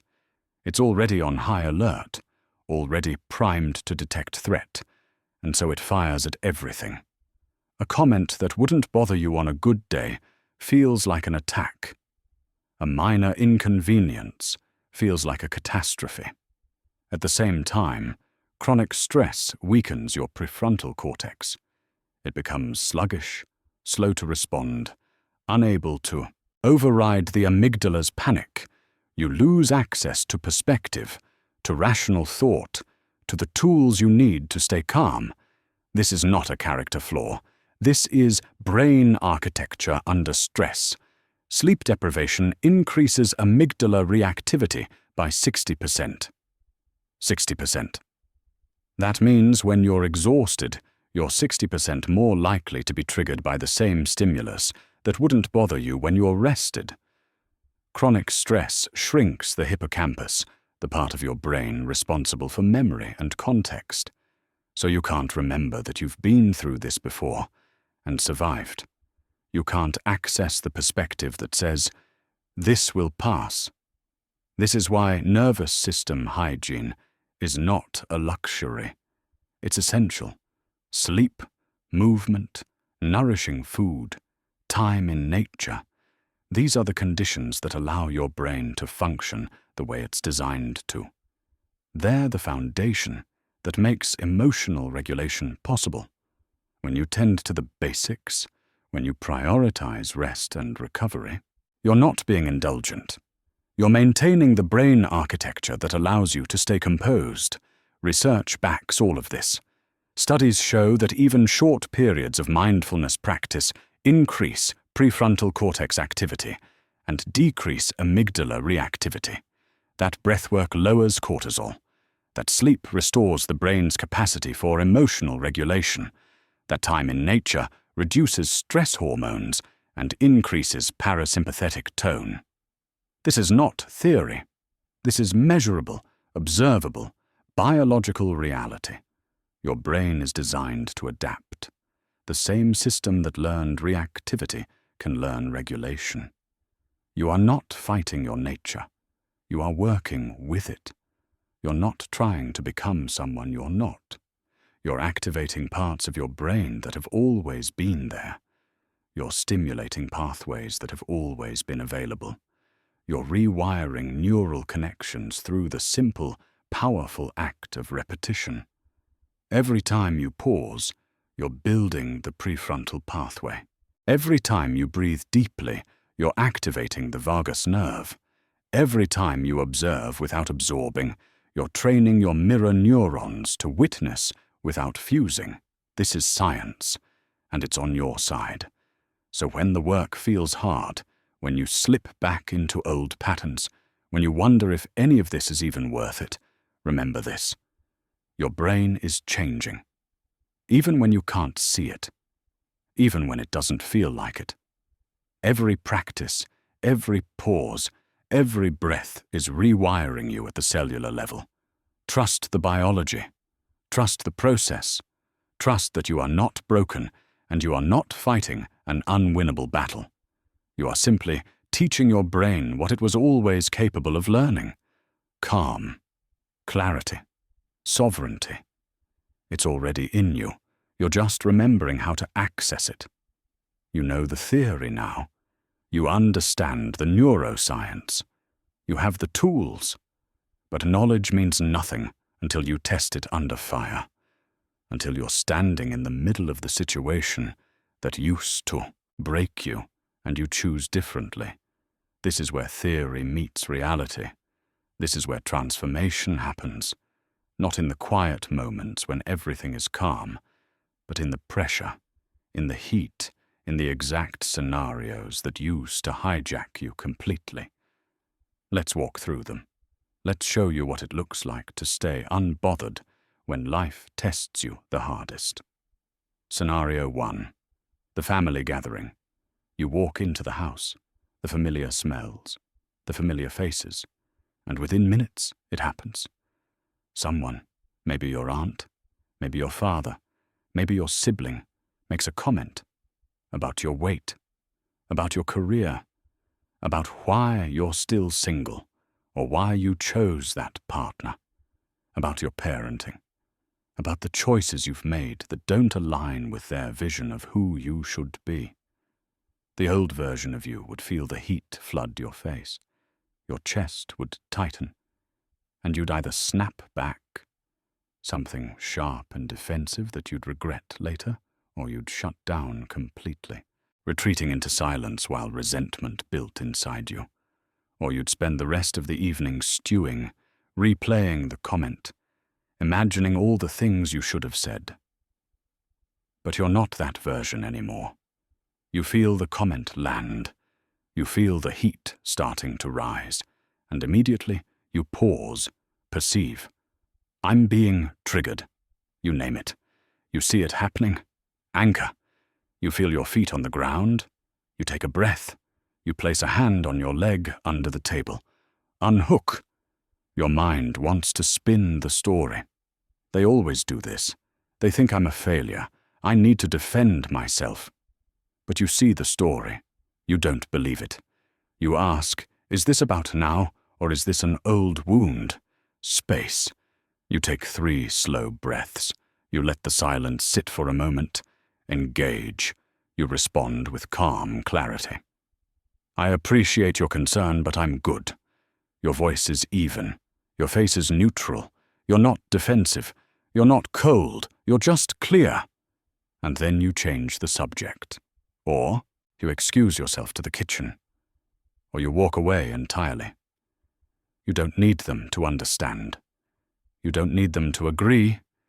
You don't need to convince them that your life is valid. You need to protect your peace. And you just did. Later, maybe someone else brings it up. Maybe they're offended that you didn't engage. Maybe they say you're being sensitive or cold. And you let that be their experience. Because you know the truth. You didn't shut down. You didn't lose control. You stayed anchored. And that's the win. Scenario 2. The workplace conflict. You're in a meeting. Your boss is reviewing the project you've been leading. And in front of your colleagues, in front of people whose respect you value, they criticize your work. They point out mistakes. They question your judgment. They make it clear they're not satisfied. Your chest tightens. Shame floods in, hot and fast. Your mind races. They think I'm incompetent.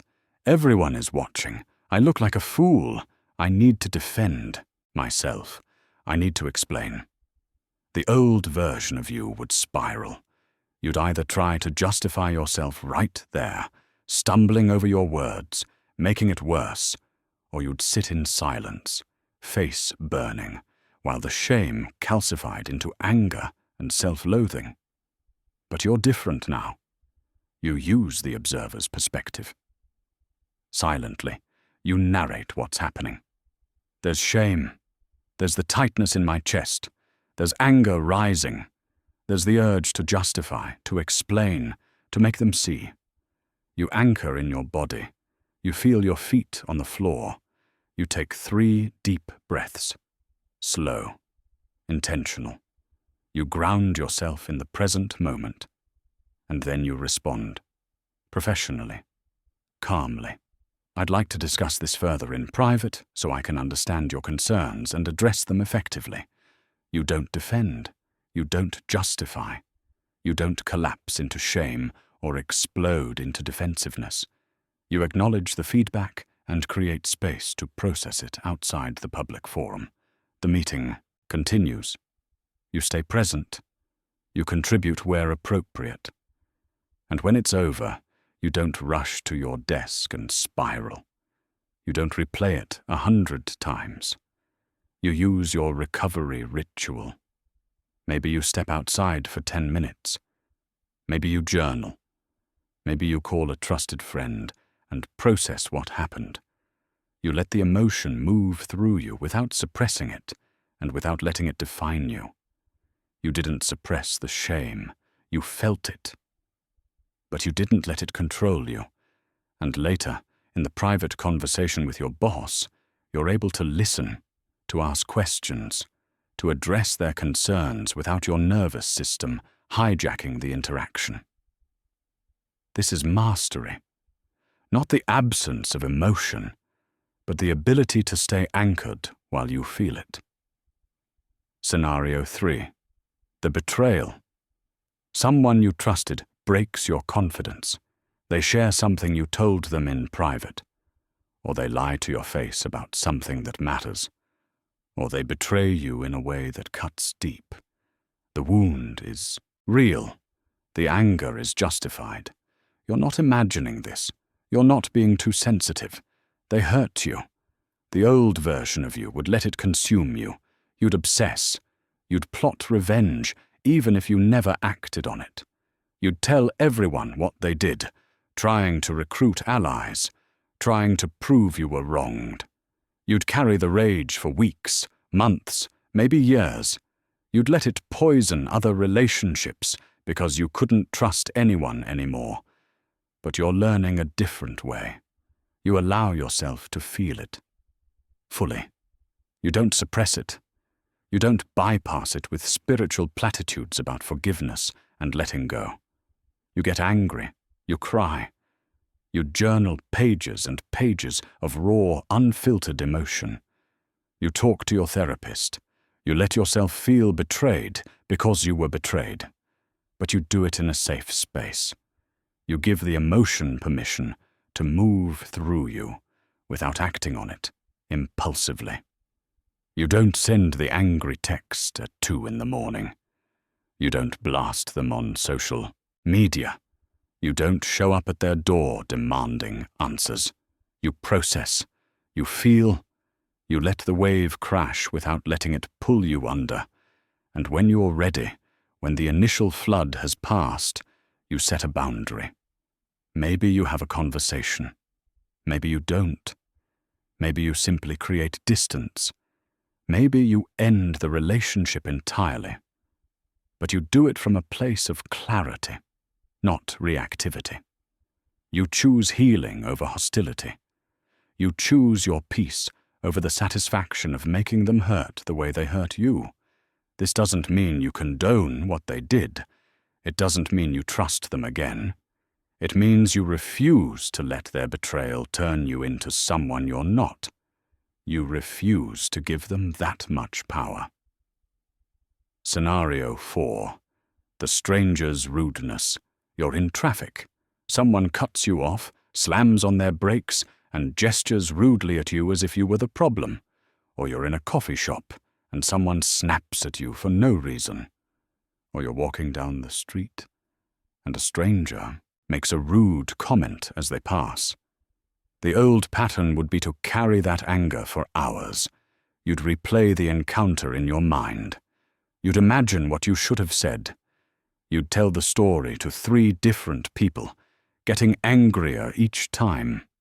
You'd let a 90-second interaction with someone you'll never see again ruin your entire afternoon. But you're not that person anymore. You recognize that their behavior is about them, not you. You practice the compassionate reframe. That person is clearly having a rough day. That person is carrying pain I know nothing about. That person's rudeness is a reflection of their inner state, not my worth. And then you let it go. You don't absorb their toxicity. You don't carry their anger. You observe it, you acknowledge it, and you release it. You stay in your lane, literally and metaphorically. You move on with your day. And 10 minutes later, you've forgotten it entirely because you didn't give it a place to live inside you. Now, here's what you need to understand. You won't always get it right. You will lose your cool. You will snap at someone who didn't deserve it. You will react instead of respond. You will forget every tool you have and slip back into. Stage 1, reactive and helpless and wondering if you've learned anything at all. This will happen, and when it does, you need to practice something just as important as the pause framework. Grace, self-compassion, the ability to forgive yourself quickly. You don't spiral into shame. You don't spend 3 days hating yourself for reacting.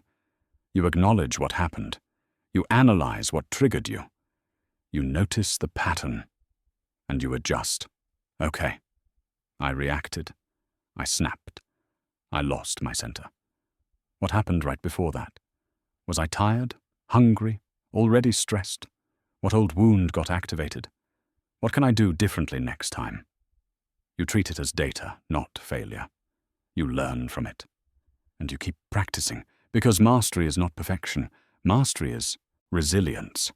It's the ability to fall and get back up, to slip into old patterns and find your way out, to lose your center and know how to return to it.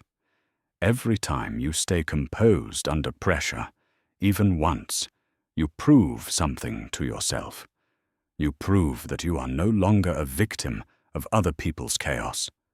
You prove that you have agency, that you have choice, that you are the author of your emotional experience.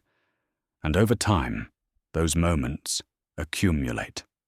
The family gathering where you stayed calm, the workplace conflict where you didn't spiral, the betrayal you processed without letting it harden you, the stranger's rudeness you let roll off. Each one is a brick in the foundation you're building. Each one is proof that you are changing, that the work is working, that you are not who you used to be. You are becoming someone who cannot be shaken, not because nothing bothers you, but because you know how to handle it when it does, and that is power, real, lasting, unshakable power. You've crossed a threshold. You might not have noticed the exact moment it happened, but it did. Somewhere between the first pause and the 100th, between the first time you anchored and the 1,000th time you chose observation over absorption, something fundamental shifted. You are no longer trying to detach. You are detached. You are no longer trying to stay unbothered. You are unbothered. This is not a technique you use anymore. This is who you have become. Let me show you what's different now. You used to wake up anxious, eyes open, and immediately the mental inventory began. Who might you have to deal with today? What conflicts might arise? What criticism might come your way? You were bracing before your feet even hit the floor, preparing for emotional combat before you'd had your first sip of coffee. Now, you wake up grounded. You open your eyes, and there's calm. Not because your life got easier, not because the difficult people disappeared, but because you trust yourself. You know that whatever comes, you can handle it. You're confident in your ability to stay centered, to choose your response, to protect your peace. The anxiety that used to grip you in those first waking moments, it's gone, replaced by a quiet certainty that you are okay, and you will continue to be okay, no matter what the day brings. You used to replay conversations for days. Someone would say something, and you'd be haunted. Lying awake at 2 a.m, chest tight, running through what you should have said, what you could have done differently, imagining the perfect comeback, the devastating response that would have put them in their place. Now, you process, release, and move on. You feel the sting. You acknowledge the hurt or the frustration. You use your tools. You talk it through if you need to. You journal. You breathe. You move your body. And then you let it go. Not because you're suppressing it, but because you've processed it. It no longer has a hook in you. You're not carrying conversations anymore. You're not haunted by what was said or what you failed to say. You engage, you experience, and you release. And by the next day, sometimes by the next hour, you've moved on. You used to need people to behave a certain way for you to feel okay. Your peace was conditional. It depended on whether your partner was in a good mood, whether your boss gave you praise, whether your parent approved of your choices, whether your friends validated your feelings. You were a hostage to other people's emotional states. Your baseline shifted with their moods like a boat on choppy water, never stable, never still, always at the mercy of the next wave. Now, your peace is unconditional. You care about people. You love them. You want them to be happy. But you don't need them to behave a certain way for you to feel okay. Your calm is yours. Your center is yours. It's not up for negotiation. It's not dependent on external conditions. Someone can be angry, and you can stay calm. Someone can be critical, and you can stay grounded. Someone can be chaotic, and you can remain still. Not because you don't care, but because you've learned that their state doesn't have to become your state.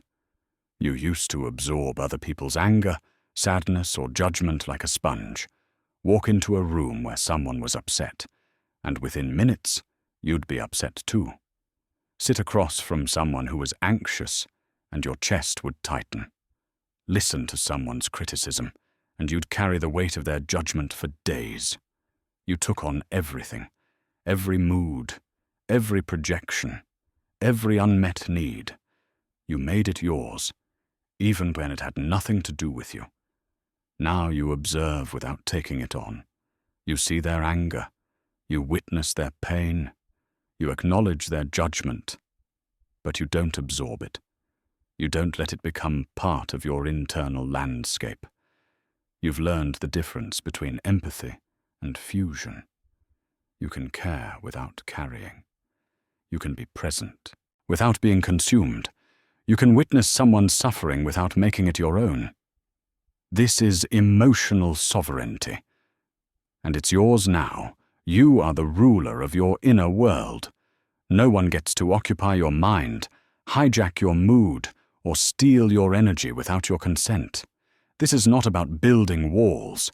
This is not about becoming cold or disconnected or indifferent to the people you love. This is about honoring yourself enough to protect your peace. This is about recognizing that your emotional state is sacred ground, and you get to decide who has access. This is about understanding that your energy is finite, precious, and worthy of fierce protection. You don't let just anyone in anymore. You don't hand the keys to your nervous system to every person who walks into the room. You choose. You discern. You set boundaries. And you hold them. And the ripple effects of this transformation, they're everywhere. Your relationships have improved, not because the people changed, though some did, but because you changed. You're no longer defensive. You don't take everything personally. You don't need to be right. You don't need to win. You can listen without your nervous system screaming at you to defend yourself. You show up as your authentic self, not the version you think they need, not the version that keeps the peace at the cost of your integrity.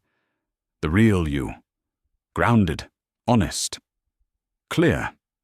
And the people who resonate with that version, they stay. The ones who don't, they fade. And you're okay with that. Your decision-making has sharpened, because your clarity is no longer clouded by emotional storms. You're not making choices from a place of fear or reactivity or the need to prove something. You're making choices from a place of calm, of knowing, of alignment with who you are and what you value. You can see situations clearly now. You can weigh options without your amygdala screaming that everything is urgent. You can sit with discomfort without rushing to resolve it. You can trust yourself to make the right call, even when it's not the easy one. Your confidence has deepened. Not the brittle, fragile confidence that depends on external validation. Not the kind that crumbles the moment someone criticizes you or questions your choices, but the kind that's rooted in self-trust. You know yourself now. You know what you can handle. You know that you've stayed grounded when you thought you'd fall apart. You know that you've recovered when you thought you'd never stop spiraling. You've proven to yourself, over and over, that you are capable, that you are resilient, that you are enough. And that knowing, no one can take that from you. Your energy has expanded because you're no longer depleted by other people's drama. You're not spending hours processing interactions that should have lasted minutes. You're not lying awake, replaying conflicts. You're not carrying emotional weight that was never yours to carry. You have bandwidth now, space, capacity. You can invest your energy in the things that actually matter. Your work, your creativity, your relationships with people who nourish you, your own growth, your own joy, your own life. This is what life looks like now. You move through the world like water, touched by everything, changed by nothing. You feel it all. The beauty, the pain, the joy, the grief. You don't numb yourself. You don't shut down. You're present. Fully, deeply present. But you don't hold on to what doesn't serve you. You don't let other people's chaos become your identity. You flow around obstacles. You adapt to the shape of the container without losing your essence. You reflect the sky, the trees, the light, but you never become them. You care deeply. More deeply, perhaps, than you ever have, because you're no longer so consumed by your own reactivity that you can't truly see other people. You can hold space for their pain without making it about you. You can celebrate their joy without comparison. You can love them without losing yourself. You love without losing yourself. This might be the most profound shift of all. You can be in relationship, deep relationship, intimate relationship, without your sense of self dissolving into the other person. You can care about their happiness without needing to be responsible for it. You can want good things for them without sacrificing your own peace to make it happen. You engage without getting entangled. You're present but not enmeshed, connected but not fused. You know where you end and they begin. And that clarity, that clean boundary between self and other, it doesn't create distance, it creates freedom. For both of you, you are present, powerful, and free. Free from the constant monitoring of other people's moods, free from the need for validation, free from the exhausting work of managing everyone else's emotional state while neglecting your own. Free from the prison of reactivity that kept you small, anxious, and at the mercy of forces outside your control. You were not born to be at the mercy of other people's moods, judgments, or projections. You were not designed to shrink every time someone raised their voice or raised an eyebrow. You were not made to defend yourself constantly, to explain yourself endlessly, to apologize for taking up space or having needs or being imperfect. You were not meant to collapse under the weight of other people's unresolved pain, to carry their shame, their anger, their fear as if it were your own, to make yourself small so they could feel big, to silence yourself so they could feel heard. You were made to stand in your center, rooted and unshaken, no matter what storms rage around you. You were made to be grounded in your own worth, your own knowing, your own quiet certainty that you are enough, exactly as you are, without needing anyone else's permission or approval. You were made to move through this world with dignity, with presence, with the kind of calm that doesn't come from avoiding difficulty, but from knowing you can meet it and remain whole. This is your birthright. Not something you have to earn. Not something you have to prove. Not something that can be taken from you unless you give it away. This is your power. The power to choose, to pause, to anchor, to unhook, to respond instead of react, to observe instead of absorb, to care without carrying, to love without losing yourself. This is who you've always been, beneath the conditioning, the wounds, and the patterns, beneath the years of learning to monitor other people's moods for your safety, beneath the adaptation strategies that kept you alive as a child, but kept you small as an adult, beneath the reactivity that felt like the only option because no one ever showed you there was another way. This calm, grounded, sovereign version of you. This isn't new. This isn't someone you're becoming. This is who you were all along, waiting beneath the noise, waiting to be remembered, waiting for you to clear away everything that was never yours and come home to yourself. Welcome home. You are here now, anchored, grounded, free, and nothing can shake you unless you allow it. And even then, even if you slip, even if you fall back into old patterns for a moment, you know the way back. You always know the way back. Because this is who you are now. This is who you've become. Not someone who never feels, not someone who never struggles, but someone who knows how to return to center. Someone who trusts themselves. Someone who cannot be moved by the chaos around them because they've built something unshakable within. This is your life now, and it's only just beginning.